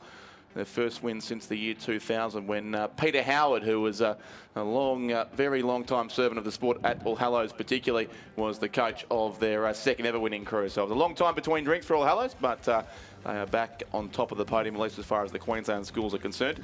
And it does look indeed like Danielle Watt will progress through from this 5th repechage as well, along with Georgina Stevenson of the Winona School. Yeah, it's front for Georgina Stevenson. Just from that angle, if you're in lane 5 and you're supporting Danielle Watt, you're maybe just thinking, well, just keeping an eye there on Bridget Grolton from WA, but she looks to have that second spot comfortably in hand with just 150 metres to travel. And those margins just increasing 1st and 2nd, 3rd, 4th and 5th throughout this race. So no signs of that becoming any tighter in the closing stages here. So Georgina Stevenson out of the Winona School, coached by Charlie Patterson. She'll be happy with that in this repechage because she's got the semi-final coming up tomorrow. Doesn't want to expend too much more energy than she would have had to in the repechage. So she goes through. And the final spot in the semi-finals in the schoolgirls single, that is going to go the way of Danielle Watt from All Hallows out of Queensland. 3rd place will go to Bridget Grolton from Iona Presentation. And then 4th will be Perth Modern School. And then Amelia Moore from All Hallows in 5th. 8:35.78 that time for Georgina Stevenson, which is, that's decent. When you look at the previous time, 8:44.28, she was certainly taking a little bit off there at the back end to conserve for tomorrow. So we've got schoolboys action coming up now. Yep, we go from the 5 repechages of the schoolgirls single scull to the 5 repechages of the schoolboys event. So a similarly large field in both of these 2 events. And we're already halfway through this first repechage of 5. And this is race 399 of the regatta, so almost 400 races through here in about, 4 2/3 days of racing. We go all the way through to race 561, which will be the last race on Sunday afternoon. But our What's 400, Rich? The Brian Lara race? Is that what we're calling it, or? Well, it would have to be. Wouldn't it? Yes, exactly. It was a 401, wasn't it? But I think it was 400 flat. 400 flat? I think it was, yeah. I'll double check that, but we've got to have something. We've got to have something to talk about because there's so many races. So we'll give that for number 400. But that's a lovely shot there. Brisbane State High, Jason McKenzie. And speaking of schools, certainly on the improve as far as the Queensland schools are concerned, Brisbane State High School very much in that category with Tom Herborn, the fairly new director of rowing at that school, and Tom Riles here listed also as the coach of Jason McKenzie, who has had success with both the boys and girls program at Brisbane State High School in the past 12 months, which is certainly great to see. And they finished in 4th place in the GPS Head of the River, held 2 weekends ago at the likely Olympic rowing venue at Lake Wyaralong in Brisbane. Speaking of Heads of the River, by the way, the Victorian Schoolboys Head of the River is on tomorrow, which is why we're lacking a number of the, in fact, all of the Victorian schoolboy crews in this event and the schoolboys races, unfortunately, but that event is taking place tomorrow at the Nagambie Lakes Regatta Centre. I wouldn't suggest you leave Penrith to go there, but there will be live stream too if you want to keep one eye on the Victorian Head of the River while you're here. Who's commentating then? Well, not me. You're up here. Not me, no, but there'll be some very capable voices in place there at Nagambie. That's not a problem. Jane Horn, I know, who I commentated with there last year, will be there as well. So lots to keep an eye on there. But here on the course, it is the Brisbane State High School sculler, Jason McKenzie, who leads it pretty comfortably. The interest but there in the race for 2nd and 3rd. Lane 7, Dylan Lee of Sydney Secondary College, and lane 5, Ben Hayward from Lake Tuggeranong College in the ACT are going for one more qualifying spot that remains behind our race leader, who is Jason McKenzie of Brisbane State High School. And it is very difficult to split those two scullers, Ben, currently in 2nd and 3rd. This is going to get tasty. This is going to get really these two boys, and it'll mean a lot. Whoever can get this spot in the semi-final. We know what a prestigious event this is, and you can see Dylan Lee and Ben Hayward, so Lake Tuggeranong College out of the ACT, Sydney Secondary College out of New South Wales. Obviously, they are going for it here, and you just cannot split them with 100 metres to go. Who wants it more here at the back end? Jason McKenzie, though, he's out in front. He's happy to keep himself out of this race for the semi-final because he's comfortably in that number 1 spot. But here they come into the line. It's all on this for Ben Hayward and Dylan Lee. They are going at it here. Just a few strokes remaining. Maybe Ben Hayward just in front here of Dylan Lee, and probably by about half a boat length, maybe a little more. It is Ben Hayward out of Lake Tuggeranong College who gets there for 2nd, Dylan Lee 3rd, and then 4th place will go to Kieran Redding from Shenton College out of WA. 5th will be Luca McCurry from Albert Park College, and then on the far side, Lars Brown from Brendan Shaw out of Tasmania. But what a great race that was for the final spot in the semi-finals in that first repechage. It was indeed, and a good win there too. The sculler,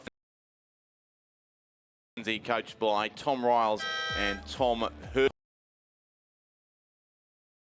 Time and 3.68 seconds between him and the narrow 2nd place getter Ben Hayward of Lake Tuggeranong College in the ACT, coached by David Bagnall and David Framano.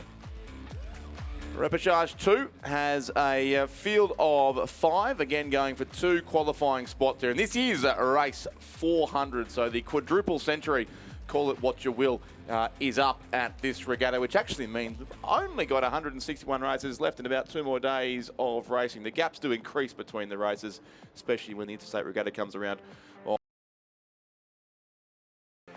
Rhys Davey leading here for the Bacchus Marsh Grammar School. He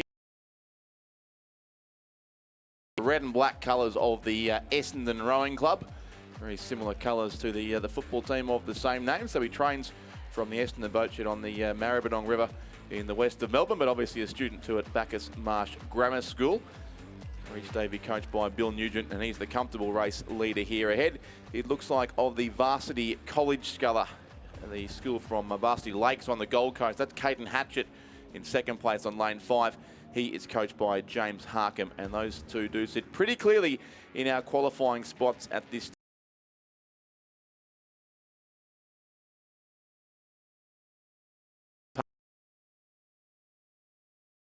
College Perth. Ahead then of Mouse College Bundaberg Finn Park.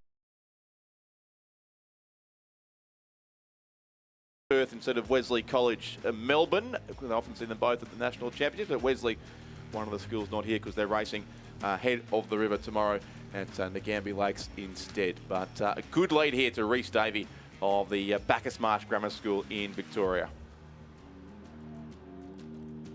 Yeah, so that is a very handy buffer, isn't it, for Reece Davey, knowing that he's just got about 500 metres left. And the water just looks even better than it did probably about 10 minutes ago in this back half of the race. Just a gentle breeze you can see in the flags, if that at all. And here comes Reece Davey's time at the 1500 time check. So 5:48.19 he goes through there. And this is going to be decent to second place, but it's certainly all on here. It is all on. And look at this run coming from lane 6. That's William Joseph Maharich. So that is certainly going to potentially give us a three-way battle for the second qualifying spot. Yep, it is all or nothing racing here in the repechage now of the Schoolboys Single Scull. Of course, they repechage the second chance race, so those who don't do as well as they'd like in the heats to get the chance to race again, but they need to perform in this particular one, or there is no third chance coming up. The top two only will go through, and Reece Davey there, the sculler in the Essendon Rowing Club colours, very comfortably clear with, it looks like, one of the two qualifying spots held down. But yes, behind him, Caden Hatchett, William Joseph Maharich, and also Thomas Bartels, two scullers from Queensland, one from Western Australia. So once again, the breadth of the country covered here in this second repechage of the Schoolboys Single Scull. But rowing here for Bacchus Marsh Grammar School, who leads and continues to lead very comfortably. He's got the race here, a bit like your crew yesterday, Ben, and your double 38, yeah. Looked a little bit different, but in any case, it's in the double scull, which I'm looking forward to, possibly more than you are. The Essendon Scullabutt continues to lead. Have a look at this race now for second, third and fourth. Caden Hatchett still narrowly has his boat in front, but William Joseph Maharich and Thomas Bartels challenging on either side of the course. The sculler there in the bright yellow colours of Varsity College from the Gold Coast is under siege.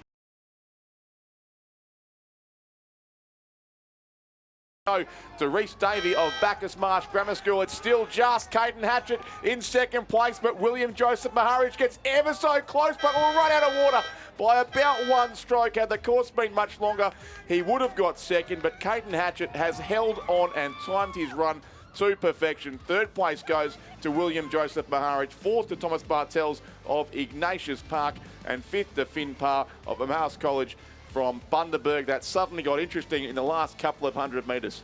Oh, wow. How good was that? How good was that Maharich from Wesley College in Perth? Absolutely giving it everything at the back. And you've got to credit Caden Hatchett for hanging on, because he was fatiguing rapidly and he was able to hang on there for second spot and go through to the semi-final. So we've got repechage 3. Schoolboys Single Scull. These top two. First place. Second looks to be John Nolan from St Joseph's Gregory Terrace. He's over there in lane 2. The rest of the field, lane 3. Josh Dallymore, coached by Robin Mackney from Redham House. Logan Cavill, you can see there through 3:52.28 in first. Jack McCook from the Armidale School in lane 4. Joaquim Henderson from Damascus College in Victoria in 6, coached by Paul Blanchfield, and John Curtin School out of WA. That is Kit Mueller, coached by Kevin Neville. Someone said to me yesterday, Rich, who was competing in the heats, they said, I was feeling a bit pusillanimous in the heats. I knew that I had to step it up a level in the semi-finals. So, and the repechage, I should say. It's just, the mind boggles. I couldn't believe, I've never heard that word. Have you heard that word before? No, I'm going to have to Google that one shortly and find out. But this was an 18-year-old as well. I do love to add to my grammatical knowledge. But one correction we just make, speaking of grammatical knowledge, the Oracle Ray Abbott has just informed us it's William Joseph Morich, the correct pronunciation of this sculler from Wesley College, Perth, who finished in 3rd place in that heat. His father, a rower at the Toowong Rowing Club in Brisbane too. So William Joseph Morich it was who narrowly missed out in that race. But pusillanimous, is that the correct pronunciation? Yeah. Has anyone heard that? And resolution. They said I felt that way in my heat. I said, well, and I went, Things what? You learn.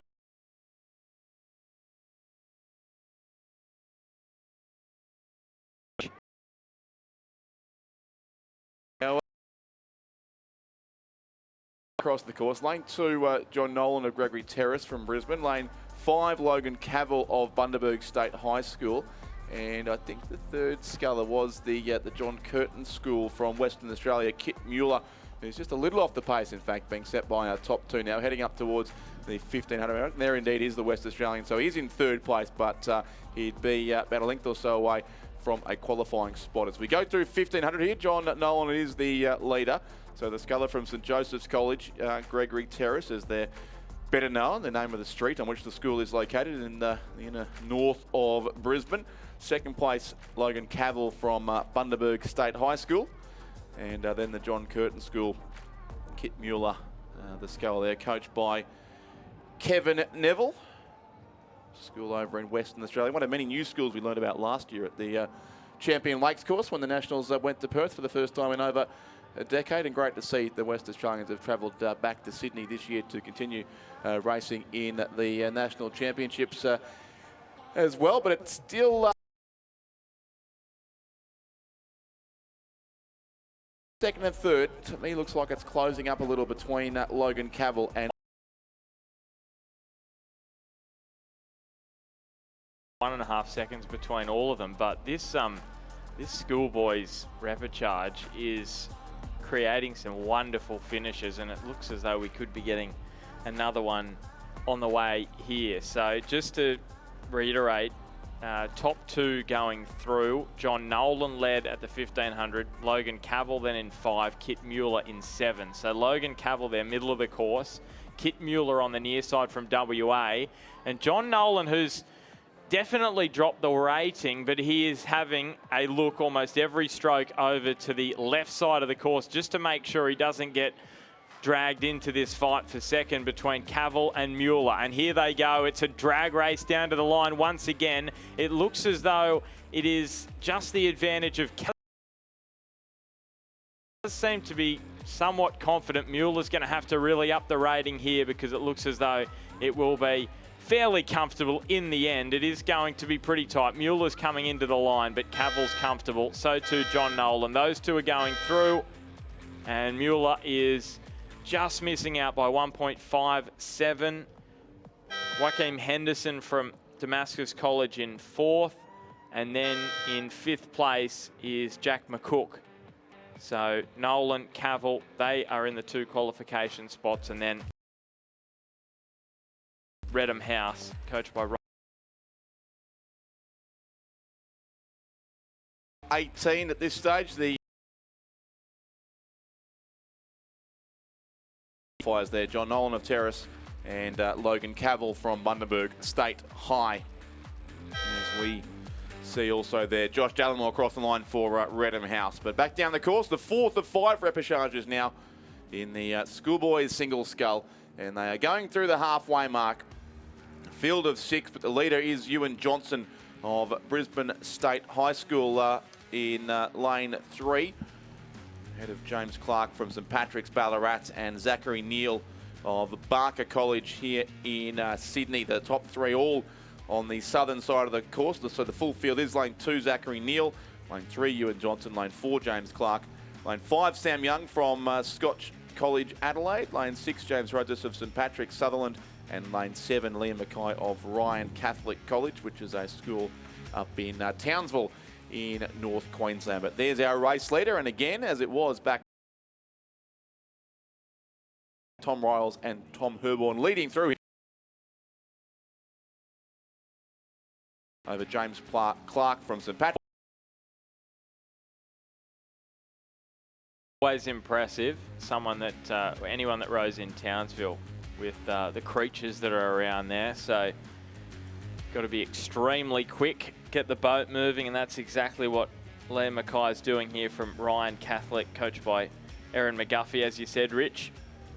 And we got decent peloton. It is a little bit small, isn't it? For the well, I'm wondering, again, grammatically speaking, can 2 bikes be a peloton? That's a great question. I'm going to have to Right in defer with your that. answers, because we're not sure. But, That's a great I'd call that a question. breakaway. The problem is, where is... There we go. We've got the peloton's been stretched out along the far side of the course there, as have the scullers in the race as well, as they're going past the car park section here of the Sydney International Regatta Centre. They're on the southern bank.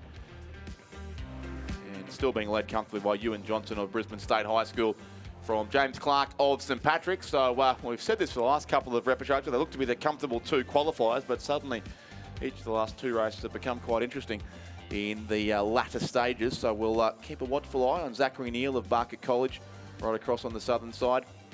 And also Scotch College Adelaide Sam Young, who should be in 4th place as they go through 1500 here. And it's very tight for 3rd and 4th, in fact, between those 2 scullers. But it's still Ewan Johnson of State High and James Clark from St Patrick's Ballarat, who look from here to be comfortably in the qualifying spots. Yeah, 7 seconds or 6.99 back to Liam Mackay, who is in that 3rd spot. So that is going to make things a little bit challenging. There's Johnson from Brisbane State High out in front. But it just did get a little bit tighter, didn't it, through that 1500 metre point. But it's going to have to take something special here from Liam Mackay on the near side. You can just see from that wide shot, just able to close the gap further, could make it a little bit interesting. What do you got rating? Our leader's running 26, Ewan Johnson from State High, so I think that suggests he thinks he's pretty comfortably safe. But James Clark from St Patrick's on about 31 strokes per minute, so he's still working to stay ahead of the chasing pack. I think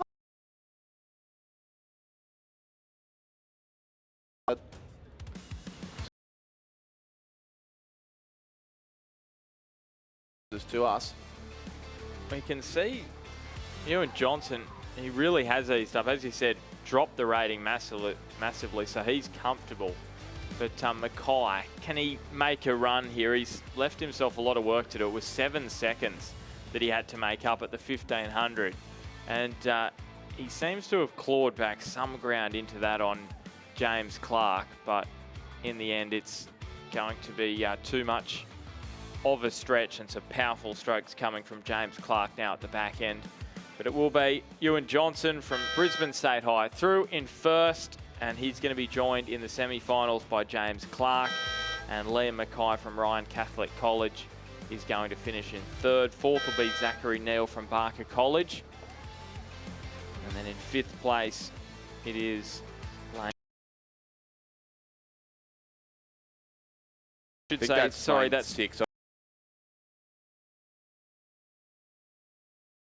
The field of 5, and this will be lane 6 finishing in 5th place, which is James Rudzis of St Patrick's Sutherland, and a scratching, it appears, there from Scotch Adelaide. But Brisbane State High School go through in 1st spot, Ewan Johnson, and St Patrick's Ballarat 2nd there with James Clark in the 4th repechage of the school boys at Single Scull. We have the 5th and final repechage on the course. Black Mountain from the ACT, Black Mountain Oliver Manning in lane 2. Pembroke School from Adelaide, Sebastian Willis-Hell in lane 3. Another sculler from Brisbane State High School, and he leads the race again. They're going to win 3 of the 5 repechages here, I would suggest. That's Ruben Brosnan of Brisbane State High School, coached by Tom Riles and Tom Herborn. The Haileybury School from Melbourne, Adam Chang, is in lane 6. They are through the 1,000 metre mark now, and there it is, Ruben Brosnan, the number 4 bow number, again in the distinctive colours of Brisbane State High. They added a bit of gold to their zoot suits in recent years, it appears. Very large school. I think I was discussing with possibly Stuart the other day the size of Brisbane State High School and the, I guess, the potential ability and sporting talent from that school, which is a very popular one in the, I guess, West End or thereabouts in or South Brisbane is where it's located. But their rowing program's slowly rebuilding after a series of lacklustre results over the past couple of decades in general terms, with a 4th place this year. School as our Sculler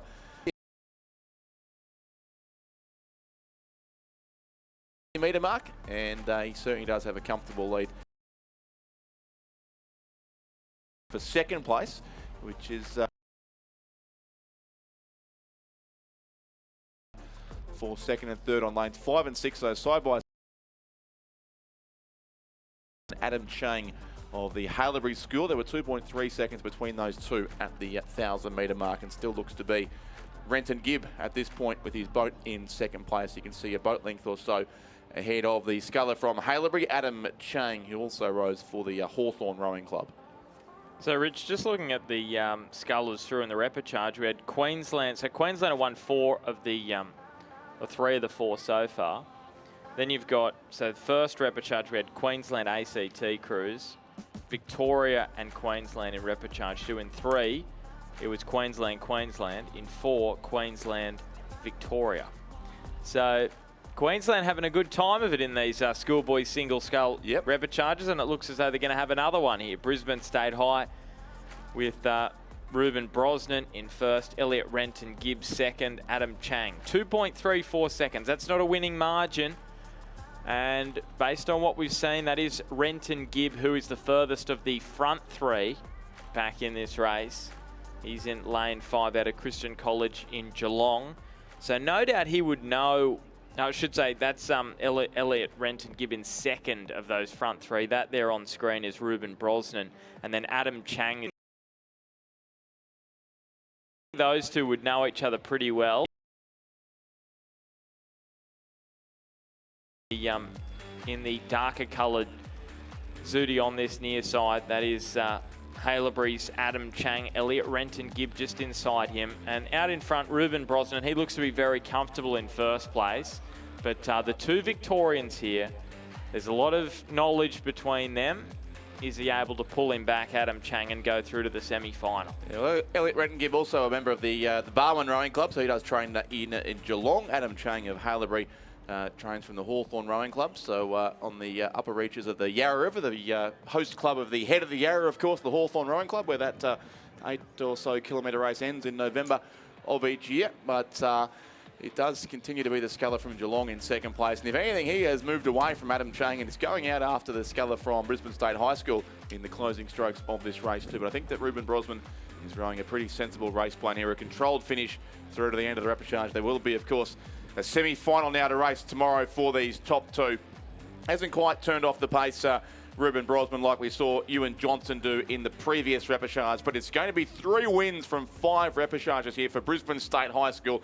The margin's shrinking with every stroke that Elliot Renton Gibb takes, but the win does go to Ruben Brosnan of Brisbane State High School lane 4 through to the semis of the schoolboys single scull, along with Elliot Renton Gibb from Christian College Geelong, and then in the end about 3 lengths further back to the Haileybury sculler, Adam Chang, who will miss out just on a qualifying spot. Then Black Mountain on lane 2 will finish in 4th place. Oliver Manning, coached by Renee Domichens, and for the Pembroke School of South Australia, Sebastian Willis-Hell, coached by Simon Lane and Sally Martin. And 8:03.48, interestingly, is the slowest of the heat times. I was about to say how close they all were. In fact, we've had times of 7:49, 7:50, 7:54 and 7:56. So Reece Davey, the Essendon sculler, or the Bacchus Marsh Grammar School sculler, in fact the fastest qualifier there ahead of that armada of scullers from Brisbane State High School. I'll ask you a question. I'll just run through these lists for the Schoolgirls Cox 4, which we move into now. So heat number 1, first 2 to the A final. We've got 2 heats in this. So in lane number 1 is Melbourne Girls Grammar, Unley High in lane 2, Loretto Ballarat in 3, Genazzano in 4, In 5 is Queenwood, Loretto Ballarat in 6, Wilderness School in 7. Queenwood leading from Wilderness School, then a 5.77 gap back to Loretto Ballarat. Gymnasio in 4th, Loretto Ballarat. Their second crew in 5th, then Melbourne Girls Grammar and Unley High. How much do you think you can serve based on trying to get a good lane potentially, or do you just go, I'm just going to conserve energy when you're going through a heat looking for a semi-final spot, or just generally in any race, Rich? What's your, it's a good what are your question. thoughts there? It does depend on obviously the experience of the athlete or athletes involved, as well as to how much they're able to just switch off at the right time. But in these sorts of races, with just 2 going through to the semi-final, it's probably pretty hard to turn off too early in any case, because the first and most important task is to make sure they're clearly in that top 2. But it is an interesting test for these school athletes, particularly to take part in a multi-round regatta over several days, where they do have to make sure not just they win their races or place well enough in their races they move through, but actually have enough energy left to race in the final, which in the case of these school boys and school girls, sculls and crews we see coming down, isn't actually until Sunday morning. So a long way still to go on that journey. Don't want to chew up energy in the legs that could be better utilised. But as you said, top 2 makes it pretty challenging to switch off too early, because you've got another, well, in this race, there's 7 boats. So top 2, you're doing really well here to get yourself through to the A final. But so important, just take an extra race. And the heat winners, of course, await in the semi-finals. So the heat winners from yesterday have had today off, and they'll be a little bit fresher come the racing the semis tomorrow afternoon. The Queenwood School from Sydney here, out in front through 1,500 metres, 5:34.52 their time, almost a length ahead of the Wilderness School in second place from Adelaide. That is so the Queenwood crew: Brooke Cutton, Zara Taylor, Gemma McLaren, Addison Rolls and Chloe Duretta, coached by Kieran Glynn and Ray Boyle. And the Wilderness School: Marjorie Tucker, Isabel Jackson, Gia Rinaldi, Imogen Hawker and Sophia Tayeb. The Cox, coached by John Trovis. Hello to Ben Manifold, if you're watching here, who's still very involved with the rowing program in his current role at the Wilderness School, and likely to qualify here, you would think, in second place in this particular repechage, heat, I should say, of the schoolgirls at Cox 4. Yellow colours of Loretto Ballarat always show up clear. They've got 2 crews in this race, so lane 3 and lane 6, the 2 combinations from Loretto. But this stage they're just outside the 2 direct qualifying spots, so likely we'll have to go through the repechage. Genazzano from Melbourne, lane 4, in the centre of the course. Melbourne Girls Grammar School on the far side, and Unley High from South Australia racing in lane 2 would be in 7th spot. Yeah, so top 2, very clear cut. 3rd and 4th. Well, this is interesting. Loretto Ballarat, they're 2 Cox 4s. You'd assume one would be the first crew, one would be the second. So not aware of that based on the draw, but no doubt there'll be plenty of incentive here to try. They'll get middle lanes. It actually, the Division 1 crew from Loretto Ballarat, I believe, is the one on this side of the course, lane 6, and the Division 2 crew, but they're very close together, but they are just in the correct order here in 3rd and 4th place. The crews from Loretto College, Ballarat, both will have to go by the repechage. The win will go to the Queenwood School in the end by only about half a length, so a good finish from the Wilderness School on this grandstand side of the course. So Queenwood first, lane 5, Wilderness School second on lane 7, both go through. Loretto Ballarat 3rd and 4th, so the lane 6 crew will go through just ahead of the lane 3 combination. Linked or so further back to Genazzano, who will finish 5th. 6th will go to Melbourne Girls Grammar School on lane 1 and Unley High School lane 7, the next crew across.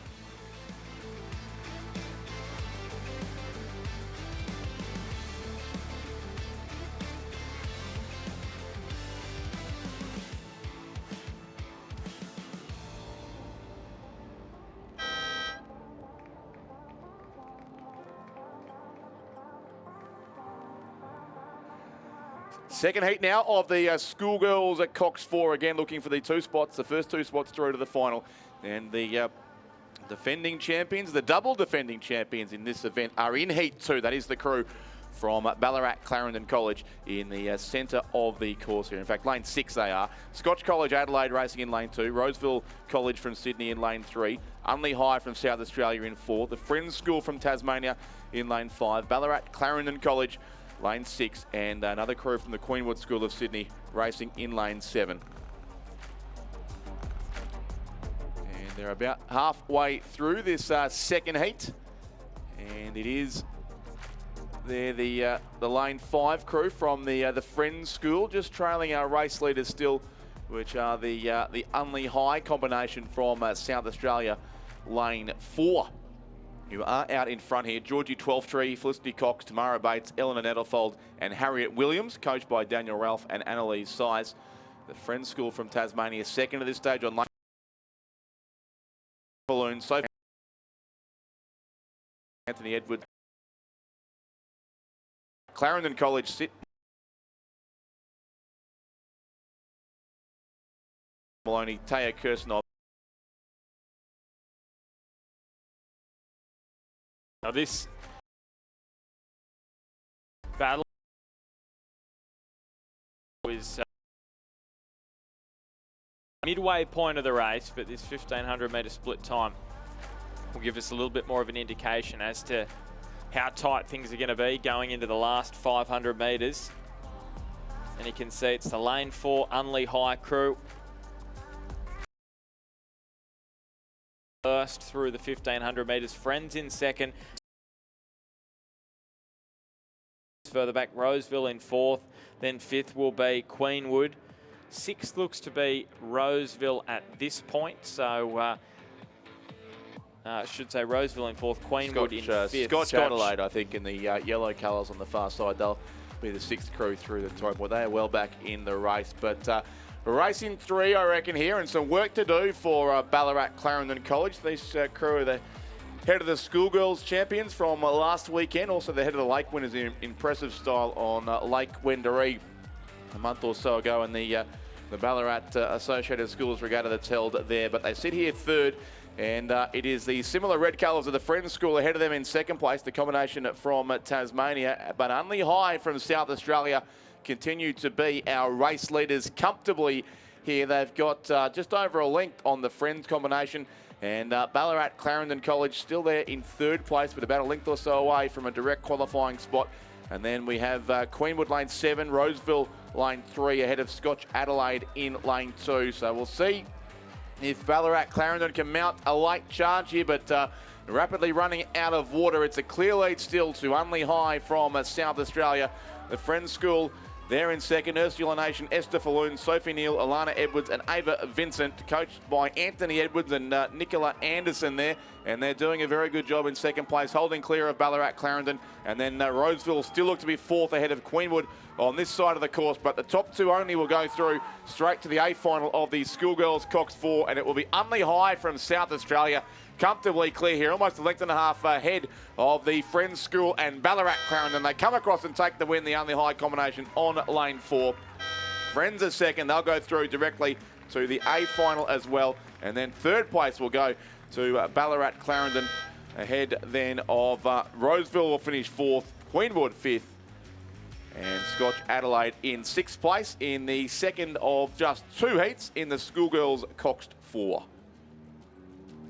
And that's going to take us through now to the rapid charge in the Schoolboys Cox 4. So back into a rapid charge, just the one in this event, top 4 to the semi-final, the rest eliminated. So all on this, otherwise you don't progress and you're eliminated from this event. So Prince Alfred College in lane 1, Brisbane Grammar in 2, Ballarat High in 3, St Joseph's in 4, Brisbane Grammar in 5th, Brisbane Grammar also in lane 6, St Peter's College in 7. So here, well, how about this? Try and split this race. Look at that, 0.32, 0.88, 0.86, 0.82. That is very tight racing through the 1K. St Peter's College through in first at 3:27.56. They are the crew that is on the near side, the grandstand side of the course, but if you look at that now, you could even say Brisbane Grammar maybe just edging their bow ball ahead. So it's those 2 out in front, then Prince Alfred College on the far side in lane 1.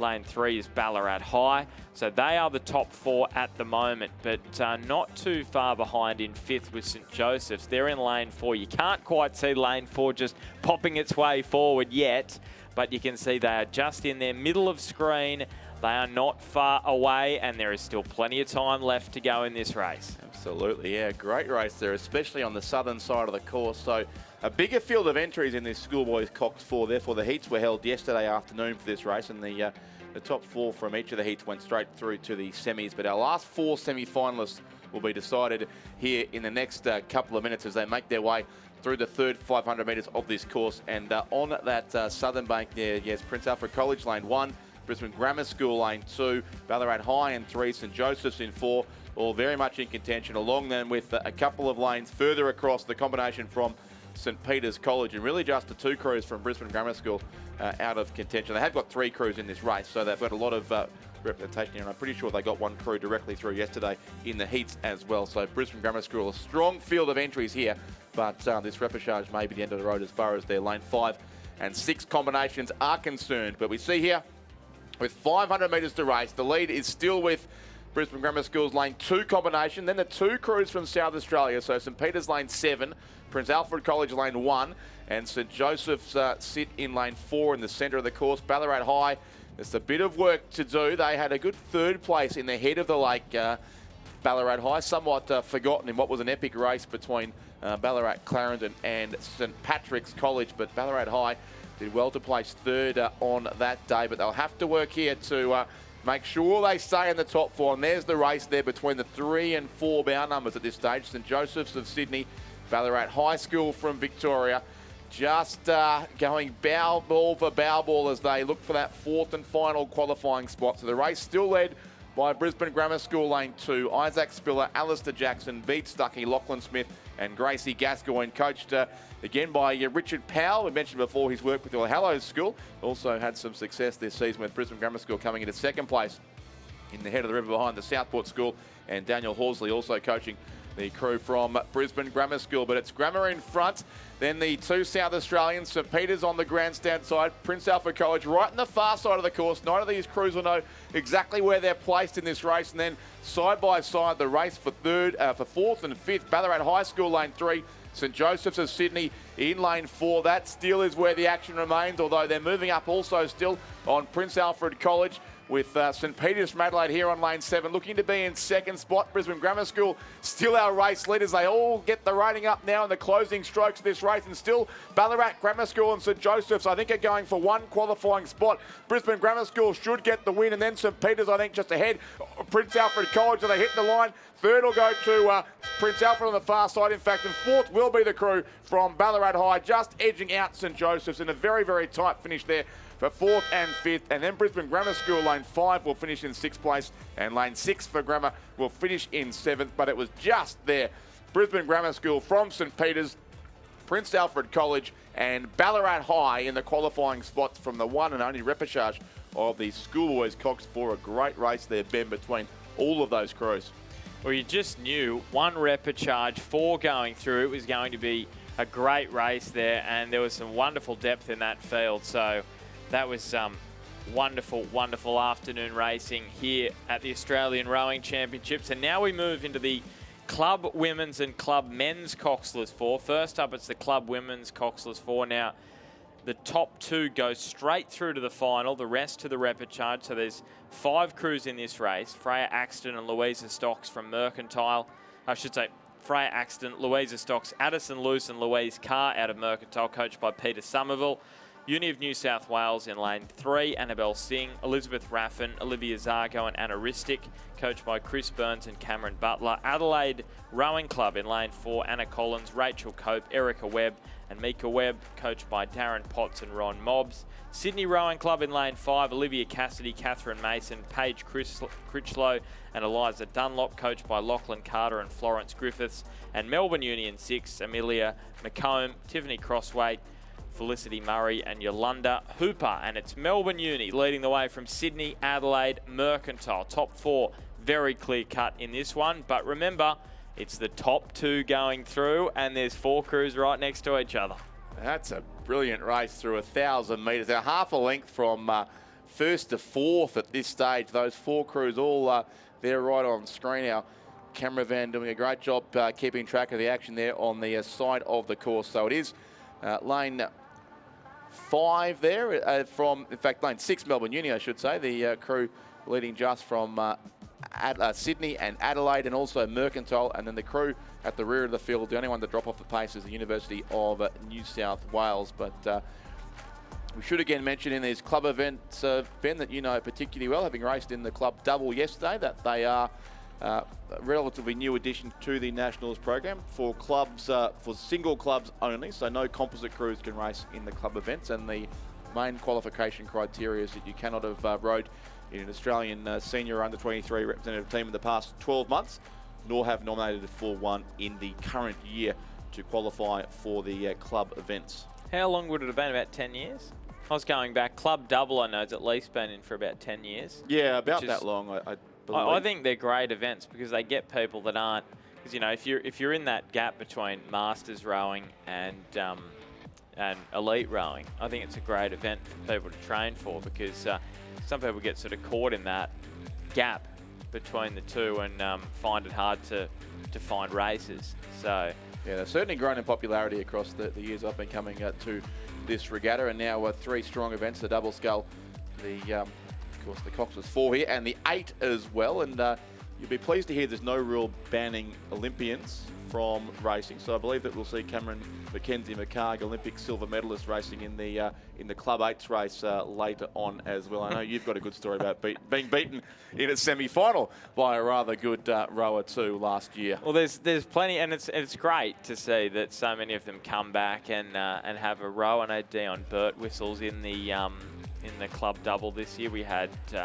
Al Isherwood in there last year, so it's always good to have a great field of Australian rowers coming back and giving back. So we've got this top 4, but it looks as though the top 2 are just making a little bit of a breakaway here. Mercantile on the far side, Melbourne University on the near side. You always know in these club events, Melbourne and Sydney crews very, very strong. You don't really have to look too far from Mercantile and Melbourne Uni to think that they were going to be rowing pretty well in this race. And as you can see here, they're in those top 2. Sydney Rowing Club in 3rd, Adelaide in 4th, Uni of New South Wales. Well, they are going to be going through to the repechage unless something dramatic happens. So Sydney Rowing Club, they're in that spot. Adelaide have just lifted it. They're starting to pull back some ground on Sydney, but it's not Sydney who. And that doesn't look like happening. They've got a boat length and some Melbourne Uni on the chasing 3rd and 4th. But it will be Mercantile, Axton, Stocks, Luce and Carr, coached by Peter Somerville. They are going to go through to the A final, that is. The final, it is just a final. There is no B final in this event. So they're through to the final. Club and Adelaide and the Uni of New South Wales will have to go through the repechage. So it's the 2 rivals from Boathouse Drive who end up 1st and 2nd here and moving through to Sunday morning's final in the Club Women's Cox's 4. First place to Mercantile, 7:12.92 their time. 3.11 seconds back to Melbourne Uni 2nd. Sydney Rowing Club, Adelaide and University of New South Wales. The heat in the first of 2 heats of the Club Women's at Coxless 4. So as Uni of New South Wales cross the line, we head back down the course to the 2nd heat. And we've got Melbourne Uni in lane 2. That's Angelica Woodruff, Olive Pascoe, Thea Cool and Jacinta Caruso. Buckingham in 3. Courtney Blythe, Jess Stevens, Julia Janssens and Verena Zilm, coached by Abby Crow. Carrum Rowing Club in 4. Jess Fishman, Sarah Haywood, Morgan Dunham and Jackie Diebel, coached by Drew Holman. UTS Haberfield in 5, Holly Garner, Sienna Morgan, April Draney and Lilla Anderton, coached by Katie Healy and Jared Watson. Sydney in 6, Freya Neville, Amelia Crocker, Hannah Keating and Isabel Furr. From Sydney, leading the way from Buckingham, top 2 pretty. 4th and 5th is going to be Carrum. 5.76 seconds, so Belfarra, and coaches Lachlan Carter and Florence Griffiths. And their competition coming from the other side of the course, Buckingham Rowing Club from Hobart. Courtney Blythe, Jess Stevens, Julie Janssens, Verena Zilm, and Abby Crow. We heard earlier today how Verena Zilmers moved from South Australia to Tasmania. She'll race for Tasmania in Interstate Regatta 2 on Sunday afternoon, having completed the 2-year residency requirement to be able to change states. And then in third place, the Melbourne University, Angelica Woodruff, Olive Pascoe, Thea Cool, and Jacinta Caruso, with just some interesting steering there. And that is problematic, isn't it? Yeah, that's Melbourne Uni have come right across into Karam's lane all of a sudden. The Karam crew were back in 5th place, but a serious steering issue, it appears, for that crew from Melbourne University, who now drop back to trail the field now, which means Karam will move up from 5th to 4th, and with them UTS Haberfield from 4th to 3rd, and Buckingham will maintain a clear hold on 2nd spot, which they look likely to claim in any case. So it looks like there could be more than a steering issue. Is there you can see the stroke pair are not rowing now. Well, now they've got 3 blades going. That'll help the steering. Looks to be 3-seat with a problem here. Oh, here we go. We're getting the drone shot. We're getting in nice and close here. Clearly an issue with the athlete self, but obviously something in the boat that's forced them to go way off course. And the good news for Melbourne University, this is a heat. There is a second chance repechage tomorrow. They've just got to get themselves through, because I know some crews have had an issue in the boat in the warm-up and brought it back in, haven't rowed. So it is important to note, especially to those who might not be aware, that if you are in the heat and you do have an issue with your boat, do exactly what Melbourne Uni are trying to do here. Now, I feel for them because the boat's going every which way. They've got to just get it down to the line. It's going to be a zigzag motion, but once they get it there, the race to ensure they can progress to the next round of racing, and that's exactly what they're doing. So sufficient experience there in the Melbourne University crew, I think. And our umpire's boat is coming in behind them to keep them moving, and the rescue boat too is coming further in. Sydney Rowing Club and Buckingham, they're both now pretty comfortably going to qualify, would seem, ahead of UTS Haberfield and Karam, who were 5th for a long time, got up into 4th after they went past the stricken Melbourne Uni crew, and now making a late charge too for 3rd spot alongside UTS Haberfield. It was in this event that Karam Rowing Club picked up their first ever national championships medal at Nagambie Lakes. I would fancy at this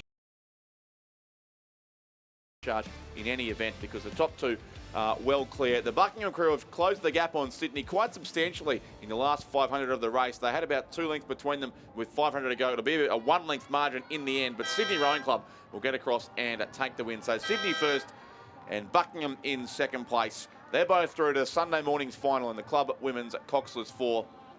UTS Haberfield do continue to hold off that finish from Karam and that distinctively coloured boat there, and of course the distinctively coloured fluoro green of the Karam crew as always. But it's UTS Haberfield who crossed in 3rd place. Karam Rowing Club from the National Water Sports Centre in the southeastern suburbs of Melbourne will finish in 4th place, and Melbourne University, under close supervision from our umpire's boat and the rubber ducky of the Lifesavers, will eventually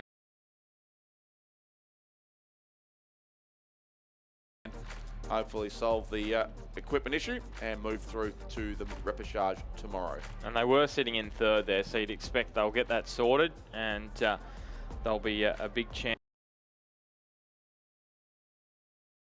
to the final. But we go back down the course now for the club men's. To the repechage. We've got Uni of New South Wales in 1, Toowong in 2, Sydney Uni 3, Mercantile in 4, Sydney Rowing Club in 5, UTS Haberfield in lane 6, Melbourne Uni in lane 7. So we've got our times through at the 1K.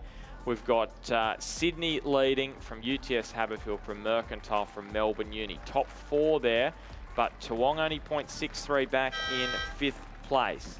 So well done, Melbourne University here have come across the line in 5th place in the second heat of the club women's Coxless 4. They will get the second chance to fish again tomorrow in the repechage of that event. But Sydney Rowing Club looking to make it 2 wins in a row here. They took out that second heat of the women's Coxless 4. And now in the men's event, they lead pretty comfortably too. They're on lane 5. The crew of James Fredrickson, Galen Quinn, Toby Tegg, Declan Glendinning, and coaches Donovan Seck, Shane Mulvaney and Franz Imfeld there for Sydney. And it's another Sydney club that 6th second. That's the Sydney crew there in the Mark Allen. And back behind them, we'll see the combination from UTS Haverfield in 2nd place. Will Club, Jack Power, James O'Mara and Luca Malozzi. Coach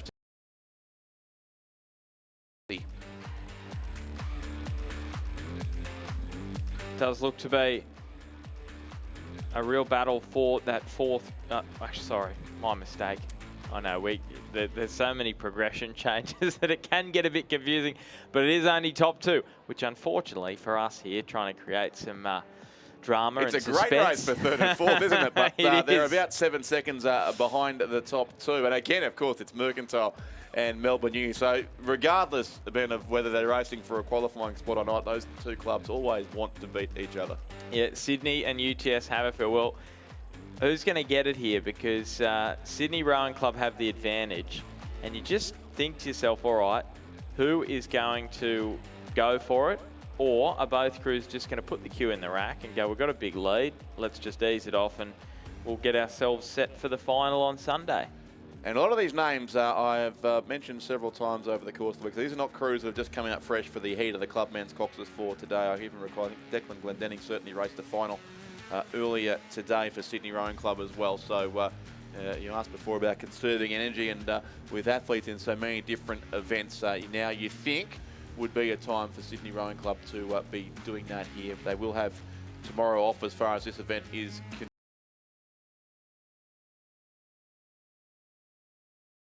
Yeah, double in Malozzi, so he's in the club double through to the semi-finals tomorrow. Mercantile, though, they're back in 3rd. You do see some rowers going across all of the club events. I should say Melbourne Uni just in there in 3rd. Well, it could be a battle here between Melbourne Uni and Mercantile for 3rd and 4th. UTS and Sydney, they are safely through. Melbourne Uni are going to get 3rd from Mercantile. And then it will be Sydney University who are going to cross in 5th place, followed by Toowong and then Uni of New South Wales. So those remaining crews will go through the repechage.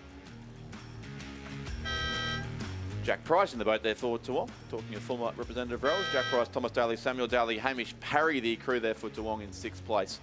And University of New South Wales there in 7th. So top 2 through to the final. That is Sydney and UTS Haverfield. And the rest of the field will race a repechage coming up on tomorrow afternoon's program.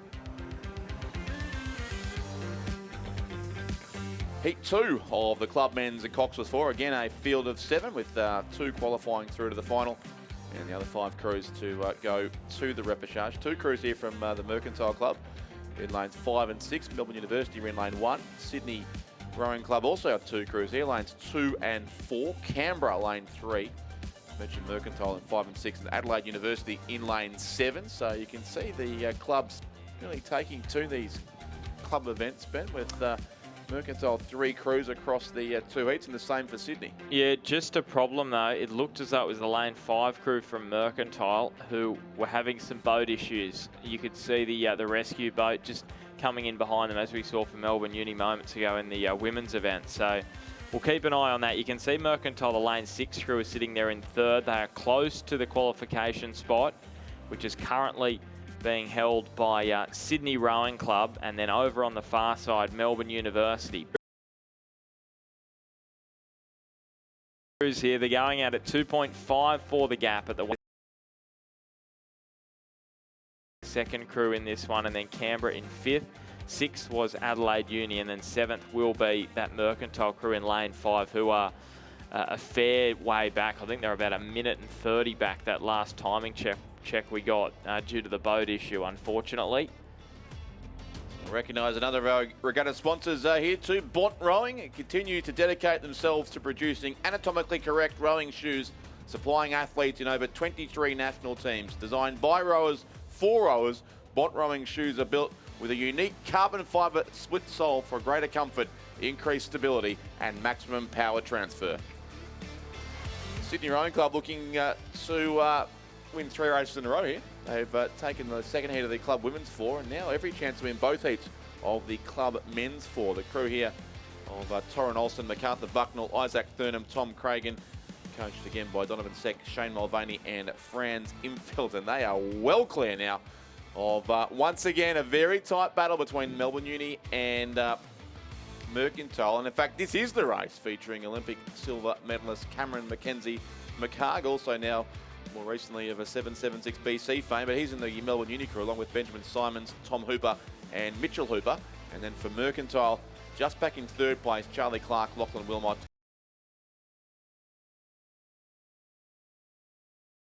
Have got themselves narrowly into 2nd place ahead of the crew from Melbourne Uni with Sydney Rowing Club, Wilkinson, Angus Aitken, Luke Sharam, Henry Cross, and again coached by Donovan Seck. The Canberra combination, William Legg, Jesse Rosen, Darcy James and James Waldersee. Yeah, well, this is going to be a great race to the line between Melbourne University and Mercantile. We do love interstate rivalry, but we also love battles. Perspective, it looks as though Mercantile have opened up somewhat of an advantage on Melbourne University, but then Sydney crew right there on screen, that's the Sydney Rowing Club that is leading the lane 2 crew, and they are comfortably going through. But Sydney Rowing Club firing through the middle of the course, so too Melbourne Uni on the far side. They're really lifting things up. At Mercantile, well, they have got a good gap. They've got a gap that you'd be somewhat comfortable with at this point. They know they're just going to have to put in a little bit of power towards the back end in these last 100 to ensure that there's no risk. They are at Sydney Rowing Club here racing for 3rd. They've gone past Melbourne Uni, I think. They have flown through, haven't they? Unfortunately for them, they're going to have to go through the repechage. It's not really going to matter too much. They're going to get a middle lane in the repechage. That's all it'll count for in the end. So Sydney go through in 1st, Mercantile 2nd. Yeah, it will be Sydney Rowing Club here in 3rd. So they will get a middle lane for the repechage. 4th is going to be Melbourne Uni. Is that a bit of a turn up, Rich? Would you say Melbourne Uni? Would you have expected them potentially to go through in 2nd? I'll get your thoughts here as we see a finish between Canberra and Adelaide. Uni, they are going for it here. Who's going to get 5th? It's going to be a photo. I'm not even going to call that. I think that is way too tight to call. And Canberra, Adelaide Uni, in the end, it's all going to be fish and chip paper. Yeah. Because we'll get the photo on that one. Sydney Rowing Club take out 1st and 3rd spot, so that's 3 in a row for Sydney. Mercantile in 2nd, and there is still one crew coming. And yeah, you're right, but Melbourne Uni was sitting in 2nd pretty comfortably. It looked like it halfway. Ended up in 4th place, but an experienced crew there featuring Olympic silver medalist Cameron Mackenzie McHarg. So we'll assume they know what they're doing, and they'll race the repechage tomorrow. And the Mercantile crew, lane 5, still to come home. But if they can complete the course, as we saw with Melbourne Uni a couple of races ago, they will go through to the repechage at least and get the chance to race again tomorrow. Now, Sydney Rowing Club are not going to win 4 races in a row, because I don't think they can enter the schoolgirls double scull, certainly not in the field in this event. But this is the first of the repechages of that race, the first of 2 repechages. The field being the Pembroke School from South Australia in lane 2, Abby Young and Mia Chapman. St Patrick's of Townsville lane 3, Iluka Hammond and Keely Adabar. Haileybury lane 4, Clodagh McCarthy and Kate McNeil. Stewart Home from Brisbane lane 5, Elkie Jensen and Sophie Fryer. And the Queenwood School from Sydney in lane 6, Georgina Markram and Kiana Gapillard. so 2 repechages in this schoolgirls double. Top 2 to the A final, the rest going through to the B final. So big stakes in this repechage of the schoolgirls double scull. And you can see those 4 crews who are well clear of the crew in lane 6, which is Queenwood. You can see on this near side closest to camera. And the 2 crews out in front is Haileybury and St Patrick's Townsville. And then in 3rd place is Stewart Home, Pembroke School in 4th.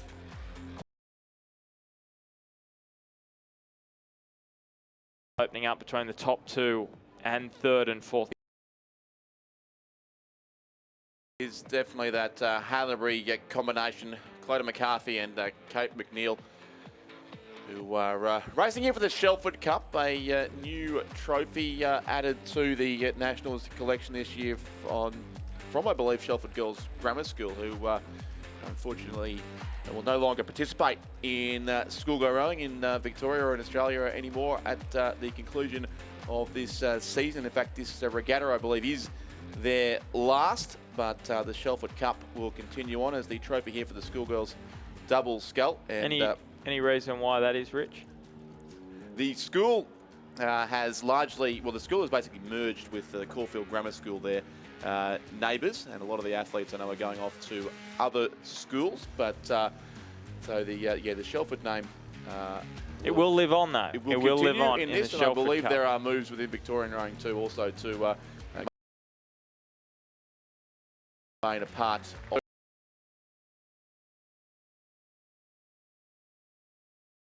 to complete the second heat of the club men's Cox's 4. So again, with just a couple of rowers rowing there at the end, they've done well to get across in 7th place. Mercantile, Nickel, Pockenhorn, Scalzo and Cathcart through to the repechage of the club men's Cox's 4. Just for the record, Canberra got it from Adelaide University there. They got 5th.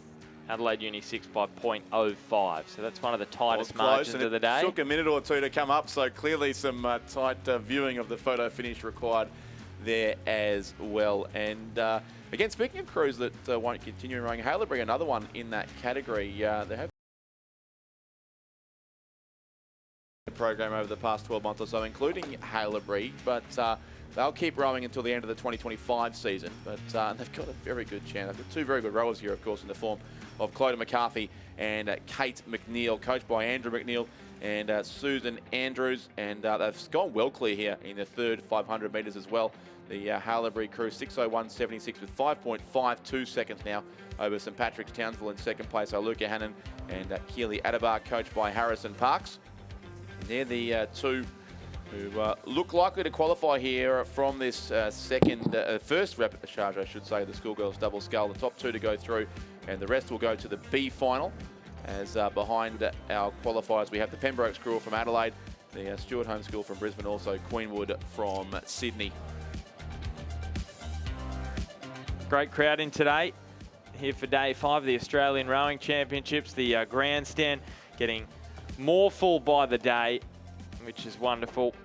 And there's confirmation there of that second heat in the club men's Coxless 4.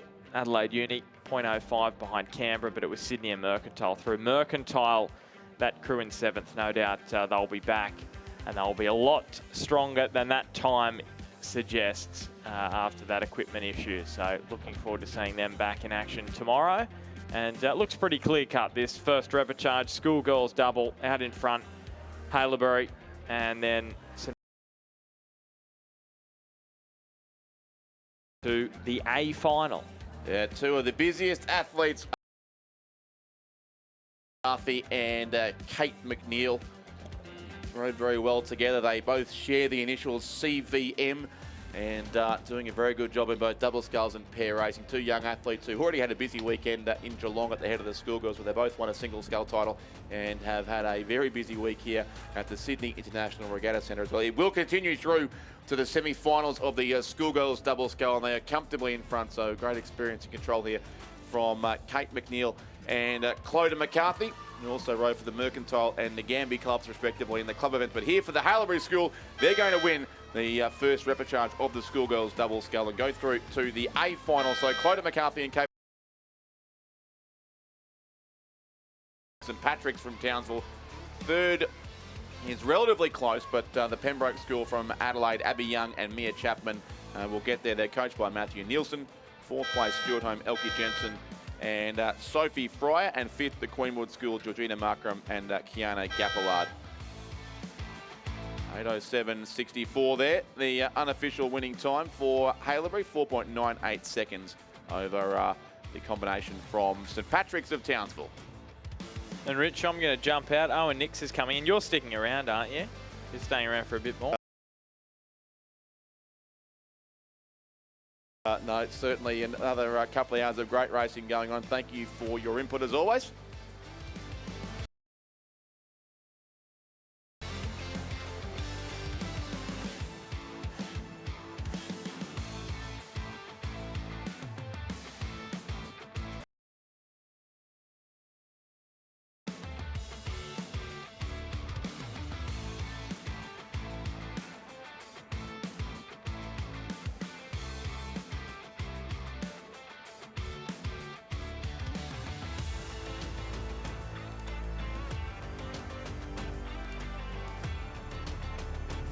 Racing in the second repechage of the schoolgirls double scull. I mentioned this is for the Shelford Cup, and there are 2 crews from the Shelford Girls Grammar School in this race, lanes 3 and 6. Also Walford Anglican from South Australia, lane 2.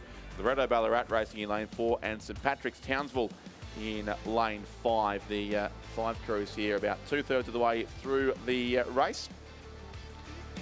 And it is the combination there from St Patrick's Townsville. Yes, in lane 5 who are on screen there, who do lead from the 3 Victorian crews, Loretto Ballarat and the 2 Shelford combinations, and then Walford Anglican of South Australia. But St Patrick's, Georgia Creswell and Holly Wilkie, coached by Harrison Parks. They were second in the previous repechage, so a good chance here to get 2 crews through. They're running pretty well out in front as we welcome back Owen Nix to the commentary box. Thanks, Richard. And yeah, St Patrick's Townsville looking very strong in this one. Top 2 the A final, rest through to the B final. So St Patrick's have cleared out, and we'll see who can fight to grab that all-important second spot. Loretto Ballarat and Shelford Girls Grammar.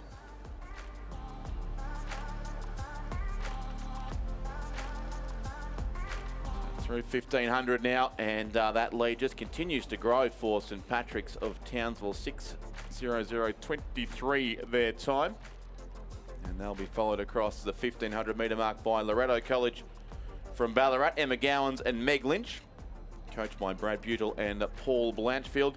And then the first of the 2 crews from Shelford Girls Grammar School, that was Hannah Coughlin and Isabel Higgins in 3rd place, coached by Jules Whitehead. And then in 4th place, Gemma Bear and Millie D, also coached by Jules Whitehead. And there is a crew also there from Walford Anglican of South Australia, Amelia Vicelli and Eloise Baggett, who sits in 5th place at this stage on lane 2.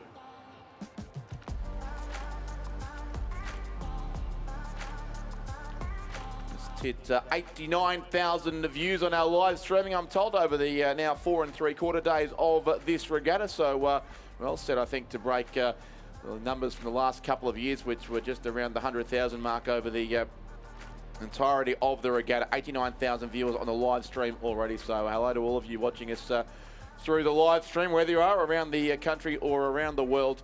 Currently watching the second repechage of the schoolgirls double scull. So St Patrick's at Townsville, the leaders here. Loretto Ballarat in 2nd place, not rowing in their usual yellow colours. That's the so from the other end of Lake Wendouree, but that is officially what's the schoolgirls event. So they're entered, of course, as Loretto College, Emma Gowans and Meg Lynch, but coached by Brad Butel and Paul Blanchfield, who are both from the Wendouree Ballarat Club. And as the Shelford Girls Grammar School look to keep their hunt for the Shelford Cup alive with their combinations in lane 3 and 6, but a bit of work to do still for Shelford Coughlin and Higgins, who are there in 3rd place. Shelford Beer and D in 4th position. Looks like they'll both go to the B final of this race, but the win will certainly go the way of St Patrick's College from Townsville, Georgia Creswell and Holly Wilkie, coached by Harrison Parks, who come across and take the win on lane 5. So they've got 2 crews through from these repechages, the St Patrick's College combination from Townsville. Second will go to that Ballarat combination racing here for Loretto College, and that will be Emma Gowans and Meg Lynch, who also go through to Sunday morning's final of the schoolgirls double scull. And to the B final go the 2 combinations from Shelford. Hannah Coughlin and Isabel Higgins will finish 3rd. Gemma Bear and Millie D will finish in 4th place, and 5th will go to the Walford Anglican combination, Amelia Vicelli and Eloise Baggett.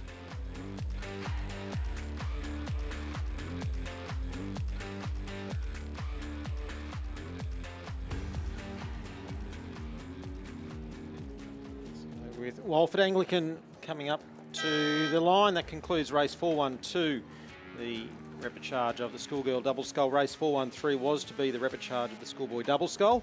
That has been cancelled, so we have race 414, the under 17 schoolgirl 8's first repechage, and we have Ballarat Grammar in lane number 1. In lane 2, Queenwood. Lane 3, St Catherine's from Victoria. Lane 4, Walford Anglican School. And in lane 5, Roseville College. Loretto Ballarat are in lane number 6. Pymble Ladies College in 7, and PLC Perth in lane number 8. So first 4 through to the semis. It is the sole repechage of this event, and the rest will be eliminated. And at the moment, Ballarat Grammar School looking very, very good over on the far side of the course.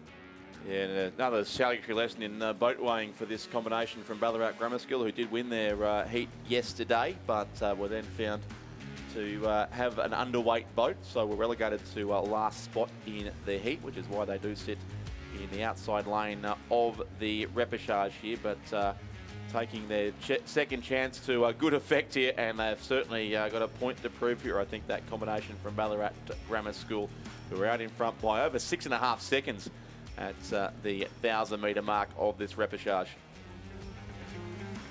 Yeah, so the 8s have a minimum weight, 96 kilograms, which they need to attain, and that's minimum weights designed to keep the costs of the sport lower than they already are, and so that boats aren't built super, super light and super, super expensive, although some of them are still somewhat expensive. Regardless. Yes, so, exactly. Yes. Especially if you want a special coat of paint in some cases. I Yes, understand. that's right. Some schools will opt for that. Wish we were going to get to see the fluoro pink boat here, but I'm told that's been saved up for next season. Yeah, I think Loretto Tarak we'll see with theirs. That Yes, was, that's another true. one that had Yes, and the blue Empacker. yeah. And a simple white shell there for the Ballarat Grammar School. The close attention too of their director of rowing, Marty Francis, there looking very athletic on the bike, following down the far side of the course here. That Ballarat Grammar School crew. Cleo Tyndall, Lara Golan, Bess Morrison, Kate Johnson, Alice Booth, Lily Geddes, Briley Walker, Olivia Beachy and Alexis Timms. And Robert Draffin also coaching that crew along with Martin Francis. They'd be enjoying this there from the bike lane on the southern side of the course. A length and a half lead at least over the lane 3 crew in second place. That is St Catherine's School of Melbourne. Alex Orman, Lucy Kennedy, Isabel Peter, Poppy Cashmore, Nell Pete, Curry Prendergast, Amity Morris, Emily Thomas, and Isabel Kay, coached by Tony Green. So 4 to go through here, so 3rd and 4th important as well, and it's Walford and Roseville, the next 2 crews side by side across the course. Very tight, certainly for 3rd and 4th spot, but both at this point are well placed to qualify. So Walford there in 4, Olivia Rooney, Allegra Prince, Nina Kovac, Harriet Patterson, Charlotte Matthews, Sophie Walsh, Imogen Griffith, Olivia Masters and Susanna Hall. And Roseville College lane 5, Annie Smith, Annabelle Eburn, Claudia Berger, Eva Zhang, Piper Robertson, Alice Bestick, Chloe Franklin, Abigail Kelly and Matilda Marchant, and they are coached by Gonzalo Briones.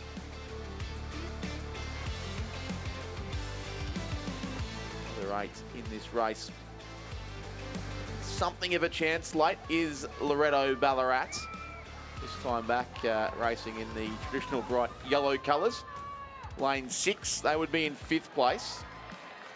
2 of the Ballarat schools here have combined their Year 10 crews into an 8 to go to the Nationals this year, which has not always been the case for the Ballarat schools, often better known for their exploits, certainly in Coxed 4s, although many of the Year 10s also rowing in quad sculls now, as that's become far more popular in the younger age groups, of course, in many school programs around the country. But Ballarat Grammar School, the far side, have a clear lead and have for a long, long time. And they will claim their expected place in the semis of the Under-17 Schoolgirls Cox Day, but then it's really on for the places behind them. St Catherine's Melbourne still there in 2nd. Walford and Roseville very close together, 3rd and 4th. Loretto Ballarat trying to close, as are PLC Perth in the green colours here on the grandstand side of the course. But Ballarat Grammar School will shortly come across and take the win in this repechage of the Under-17 Schoolgirls Cox Day, the one and only repechage of this race. And Ballarat Grammar do prove their point, and with a 2-length lead come across and take the win in race 414. Second place going to go to St Catherine's School from Melbourne, as it was at 1500. It's very tight for 3rd and 4th, but it will just be the boat of Walford Anglican in 3rd place. Roseville finished 4th. 5th then to Loretto College from Ballarat. 6th on the Finish Tower side, the lane 8 crew from PLC Perth. 7th will be Queenwood, and 8th will go to Pinball Ladies College from Sydney. Ballarat Grammar first, an unofficial time 7:05.75, and joining them in the semi-finals, St Catherine's from Melbourne, Walford Anglican School from Adelaide and South Australia, and Roseville College from Sydney, New South Wales. First heat of the Under-17 Schoolboy 8s, and the Scots College from Sydney, New South Wales have withdrawn, leaving us with a field of 5. In lane 3, the King's School. In lane 4, Ballarat Grammar. Lane 5, Scots College. Lane 6, Trinity Grammar. And in lane 7, Hutchins School from Tasmania. So top 2 to the A final and the rest going through to the repechage. So Scots College did have 2 crews. They entered obviously a Year 10 first and second Division 8s presumably. So only 1 crew here on the course and sitting in a 4th spot there. The leads with Kings over in lane 3. Crew of Sam McLean, Oscar Parsons, Hugo Yates, Jeremy Blatchford and Hamish Matthews, Duke Millwood, Lockie Rogers, Nicholas Platus and Louis Hodgson, coached by David Geely and Ed Yorston. And they are going through the halfway mark of the race now with a clear lead, just over a length from a very good battle for second and third.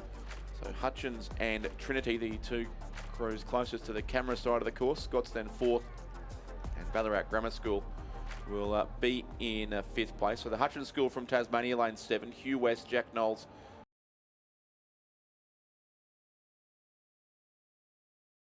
and Freddie Smith, coached by Justin West. The King's School there on screen, the far side of the course, and the battle in front of our cameras now is Hutchins and Trinity Grammar School from Kew in Melbourne. That's Charlie Harris, Patrick Board, Matthew Talty, Spencer James, Joe Sammartino, Will Johnson, Dayton DeBogossian, James Devlin and Oscar Casson, coached by Lachlan Goller.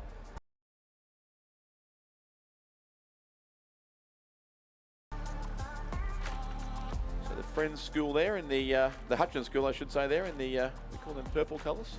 Yeah, doing quite well. Great tussle that they're having with Trinity Grammar. King's School have led out very, very good at the head of the river, winning the first Junior 8. They rode through the Shaw School crew that took it out very, very fast indeed. So they've got a very measured race plan. Ed Yorston and David Geely, the co-coaches of the King's School crew. David Geely is the former assistant coach at UTS Haberfield Rowing Club, and then he went on to be the first 8 coach at St Joseph's College. And he's a biology teacher by nature, and he's over at the King's School now with a teaching job over there, and he's the first Junior 8 at the King's School, and they continue to lead through that 1500 metre mark from. It's like that's where the 2 qualifiers will come from, those top 3. Scots are back in 4th, and then it's a long way back to Ballarat Grammar in 5th position. Yeah, so a slightly bigger field here in the under-17 schoolboys 8 as compared to the schoolgirls 8. So 2 repechages rather than 1. But still 4 crews to get through to the final 2 from each of these next 2 races. So you'd pencil in Kings at this stage on the far side there of the course. But a really good race between Hutchins and Trinity Grammar School of Melbourne. There was 0.89 of a second between them at the 1500 metre mark, and it's still about that now, about a third of a length separates them, with Hutchins in the ascendancy, the crew from Tasmania, closest to the grandstand side of the course. A great view coming up for the crowd there in the grandstand as they see these 2 crews come home for 1 qualifying spot remaining behind the King's School from Parramatta. Out on the far side of the Sydney International Regatta Centre. They had great success on this course, as Owen said, just 5 or 6 days ago, wasn't it, at the Sydney head of the river, held on Saturday, and they're going to move through to the final of the under-17 schoolboys Cox Day, which will take place on tomorrow's program.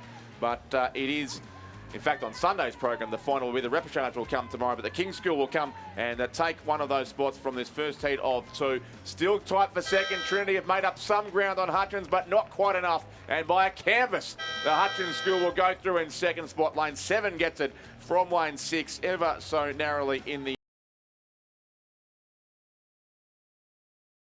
Scots, and 5th place will be the crew from Ballarat Grammar.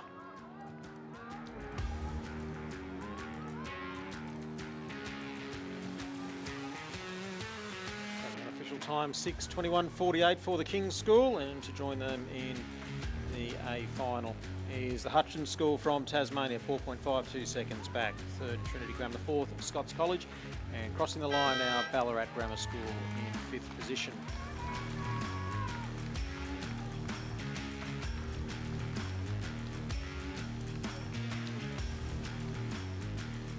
Further up the course, Heat 2 of the under-17 schoolboy Cox State, and we have in lane number 2 St Joseph's College, in lane 3 Brisbane Grammar School, lane 4 Scotch College Adelaide, Lane 5, St Ignatius College. Lane 6, the Shaw School. And in Lane 7, St Joseph's Nudgee College from Brisbane.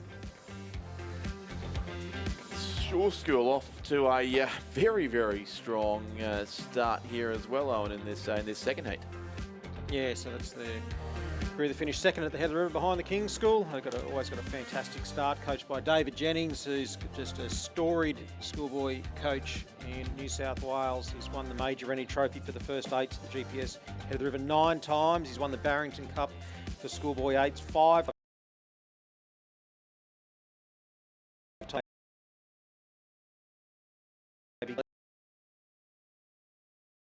Legendary coach. The first junior 8 at the Shaw School. Certainly is. I think he's won 4 more national titles than Bosey, but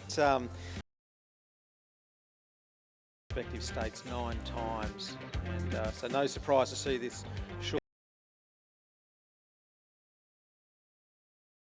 The Hudson USP leading.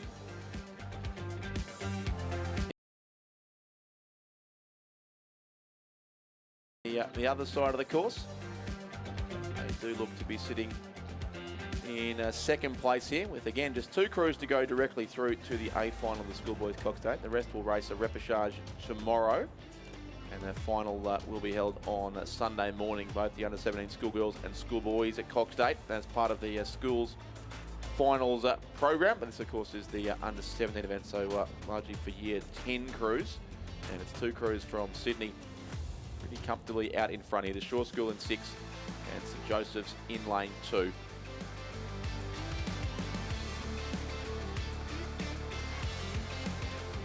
Third place in the bright yellow colours towards the centre of the course will be Scotch College from Adelaide. On either side of them we have St Ignatius and also Brisbane Grammar School, and then Nudgee College lane 7 in 6th spot. Speaking of John Bowes, the school at which he won 7 of his 9 head of the river titles, the first 2 coming at Gregory Terrace in the late 1990s, and then a very successful period at Nudgee College, who I think, as you mentioned earlier this morning, Owen, only began rowing about 25 years ago and have been collecting O'Connor Cups almost for fun up there for a long time now. It's a very strong program, St Joseph's Nudgee College. We'll get to see them once more in this one. They look destined to go through to the repechage. Shaw School leading from St Joseph's College in the Cerise, who are over on the far side of the course.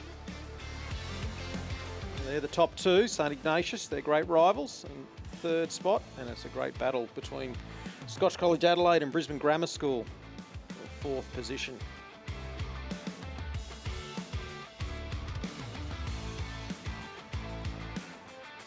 The Brisbane Grammar School program also had a pretty successful year, finishing 2nd place in the head of the river in the open first 8 behind the Southport School, with a very good year 10 8s as well. The signs look bright ahead for the light blue boats of Brisbane Grammar School, but in this race it looks like the Queensland crews may come in 5th and 6th, with the South Australians in 4th place and 3 Sydney crews in the top 3 spot. It's certainly going to be the Shaw School on this side of the course who will come through comfortably in first and move straight through to the final of the under-17 schoolboys Cox Day. The crew of Henry Wheeler, George Scammell, Austin Hamilton, Ben McCutchinson, Luke Robinson, Hamish Gilligan, Harrison Frape, Oliver Paris and Oscar Miller, coached by David Jennings, comes across and wins the second heat of the under-17 schoolboys at Cox 8, and they win it by a bit over 2 lengths in the end, so a strong win there ahead of St Joseph's in 2nd place over in lane 2, who also go through to Sunday's A final. Tight for 3rd, 4th and 5th, but it will go in order across the course from St Ignatius in 3rd to Scotch College Adelaide 4th and Brisbane Grammar School in 5th place, with Nudgee College in the dark blue boat, soon to come across the finish line in 6th position.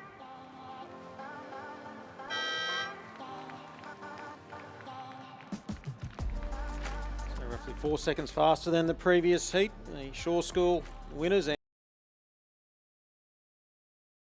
as the 2 direct qualifiers remain to go through to the repechage.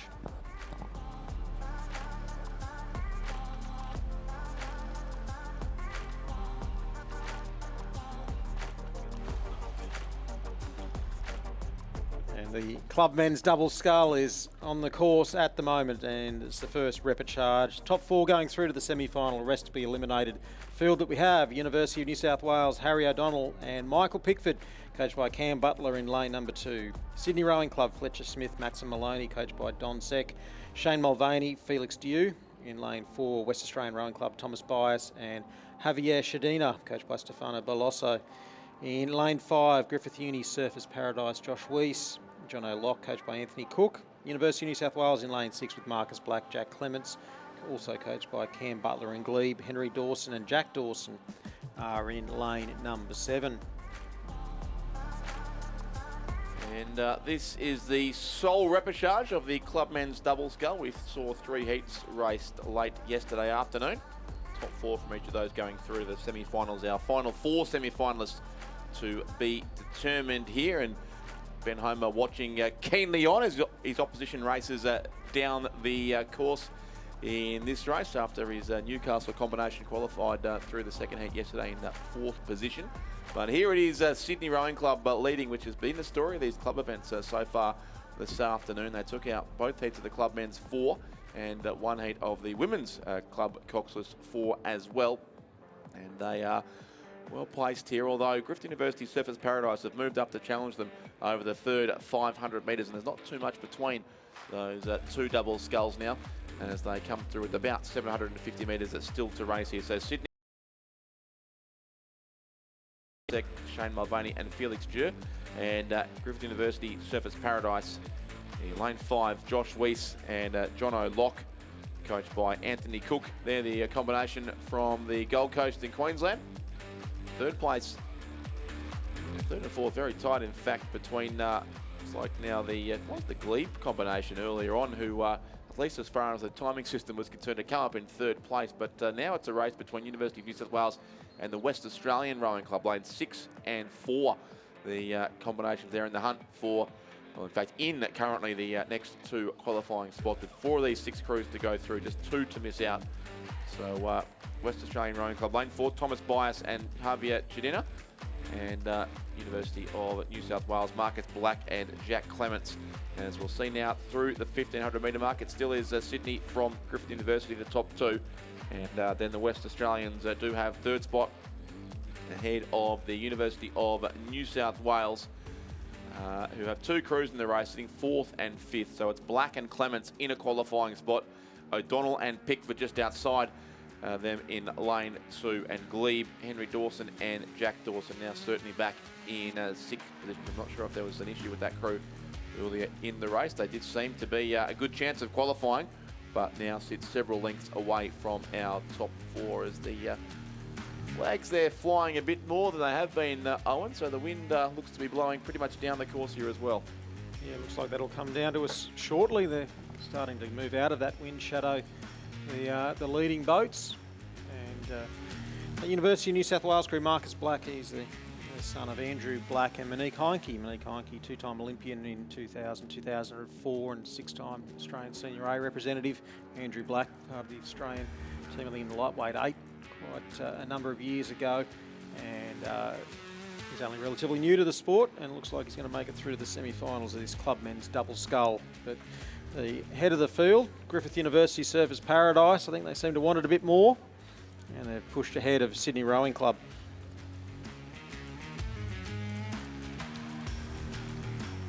Yep, indeed. They have a very good finish from Griffith University Surfers Paradise. Josh Weiss and John O'Lock, you want to claim a slightly more preferred lane in the semis to come, and the club men's double scull clear now by the best part of 3 lengths, in fact. So Sydney has certainly put the cue in the rack here, and Griffith University have gone on with the job to get the win on lane 5. So Weiss and Lock, the winners of the repechage of the club men's double scull. 2nd place, Sydney Rowing Club, almost end up in 3rd, in fact, as they cruise across the line. Fletcher Smith and Maxim Maloney, where they comfortably qualify, as do the West Australians, Thomas Bias and Javier Chedina.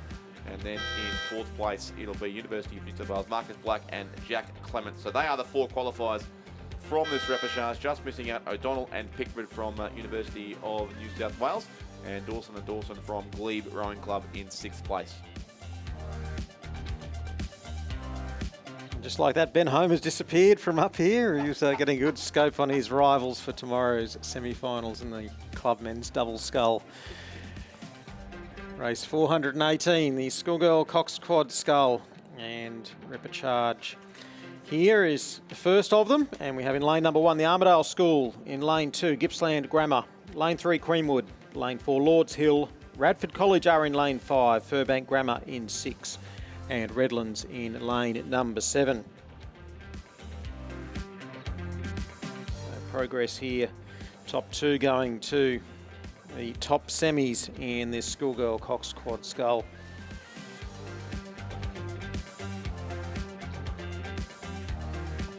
Big field in this event too. We saw a number of heats yesterday afternoon at about this time, and now we have a series of some 5 repechages in the Schoolgirls Cox Quad Skull. So our heat winners already waiting in the semi-finals, and then the remainder of the field from here try to join them there.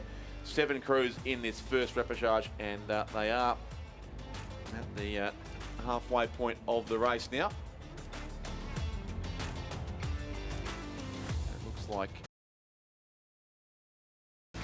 lane 4 crew there from Lewards Hill College, located right alongside the Brisbane River at Hawthorn in Brisbane, top some cliffs with the school at the top and the boat shed at the bottom. So one of the prime locations certainly for school rowing in Brisbane. Lewards Hill College, who joined the Brisbane Schoolgirls Rowing Association a bit later than most of the other schools, around about probably 20 years ago now. They've been participating in that competition, which first commenced in about 1990. So they lead here, the Lewards Hill crew, in this repechage. Matilda Dammers, Elodie Lee, Lily Nolan, Sienna Becker and Sienna Slennett Roberts, coached by Ben Bright. Radford College of the ACT alongside them look to be in second place. Zoe Hickey, Zara Turner, Coca Gutta, Emily Brennan, Charles Kendall, coached by Maximilian Mayer and Megan Fritsch. The other side of our leaders sits the Queenwood School from Sydney, Ella Hardy, Natasha Hughes, Madeline Walk, Millie Don't and Zara Milner, coxed by Ella Davidson. About to come through 1500 metres now. It does show Lewards Hill maintain that clear lead with the top 2 here. Oh, and to go through to semi-final 1 and 2, which does suggest more than 2 semi-finals. But this is because we have C and D finals, that's right. So I don't have to panic. We're not going to have 3 semis to make the 3 semis, final. that's right. The conniptions will be saved. And Queenwood School still in striking distance, just 1.5 seconds back in 3rd spot on Radford College. So they're the top 3 as they pass through there, followed by Redlands on this side of the course. We're in a good battle with Furbank Grammar, and then back to Gippsland Grammar in the Armidale School. So that's the battle that we're seeing unfolding on the screen. Lords Hill in the lead, and Radford College in lane number 5, battling it out with Queenwood School in lane number 3 for that all-important 2nd spot and a chance to go through to the money semi-finals. Both crews, the 2 of the Victorian crews here from Furbank and Gippsland Grammar School, both are Year 10 crews, so racing in the open schoolgirls category here against some older crews. They sit, looks like, in probably 4th and 6th place respectively, with Redlands from Sydney lane 7 in between those 2, and the Armidale School from northern New South Wales across in lane 1 would be in 7th spot.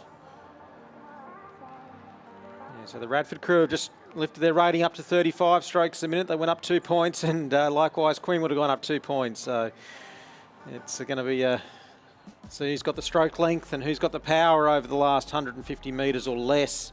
Less for Lords Hill. They're coming in the last 100 metres now, and they've still got the race lead by about a boat length over Radford College, with Queenwood in 3rd place.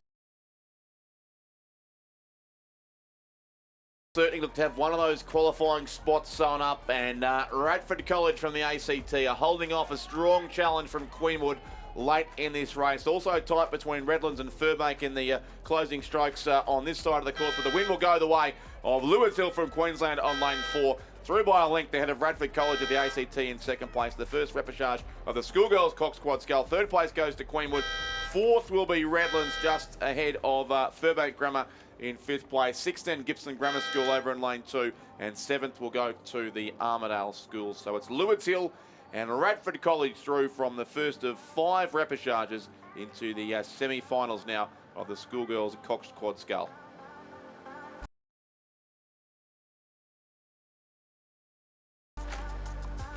Race 419, the 2nd repechage of the Schoolgirl Cox Quad Skull. And the field that we have, Melbourne Girls College in lane number 2. Trinity Lutheran have scratched out of lane number 3. So we have in lane 4 Albert Park College from Melbourne Victoria in lane number 4. Ballarat Grammar in 5.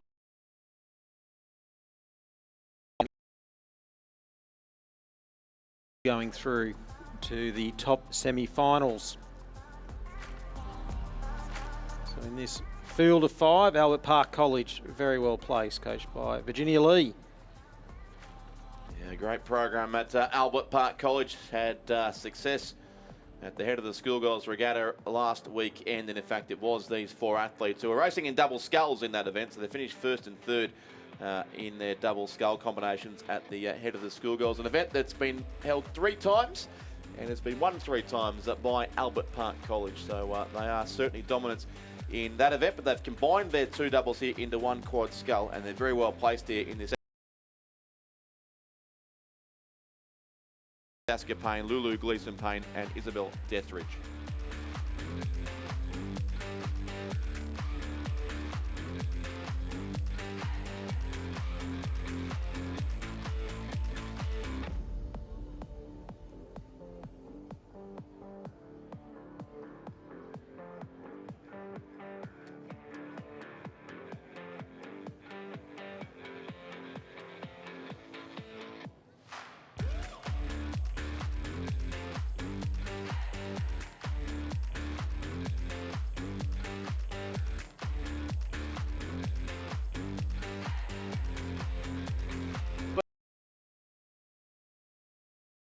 Park College crew continues to lead well here. This very well credentialed combination out in front from Ballarat Grammar School in 2nd place. Zoe Wright, Eloise Adam, Addison Maxter, Georgia Walsh and Amy Gilby, coached by Andy Tyndall and Kylie Lanyon. And I believe that is a Year 10 crew also from Ballarat Grammar School.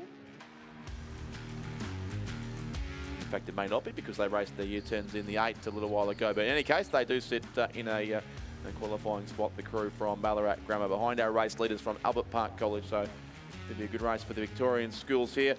Strathcona also from Melbourne in 3rd place. And fortunately for you, Owen, as a student of school sport, the shade of pink on the Strathcona crew has been the subject of much discussion. It appeared at the beginning of the season for the first time. We're still looking for a decisive verdict on precisely what shade of pink that is.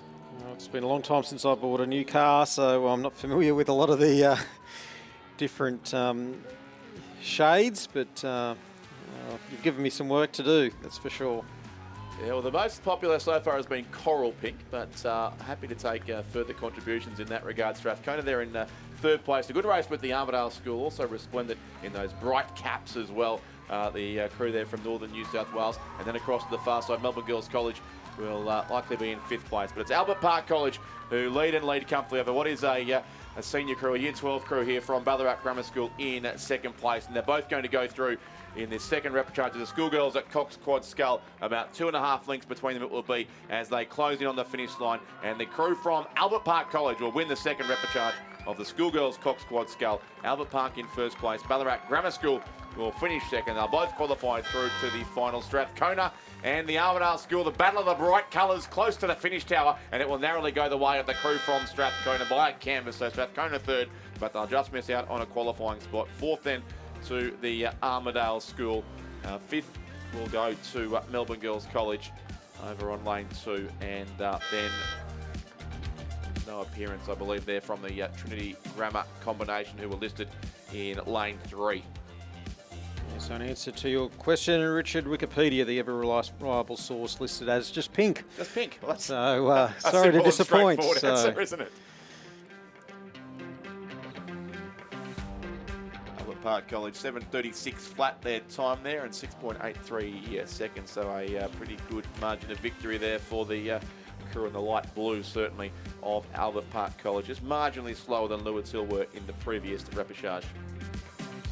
Race 420 is the 3rd repechage of the Schoolgirl Cox Quad Scull. First 2 to the semis, 1 and 2. The field we have Unley High School in lane 2. Strathcona, once again, they're in lane number 3.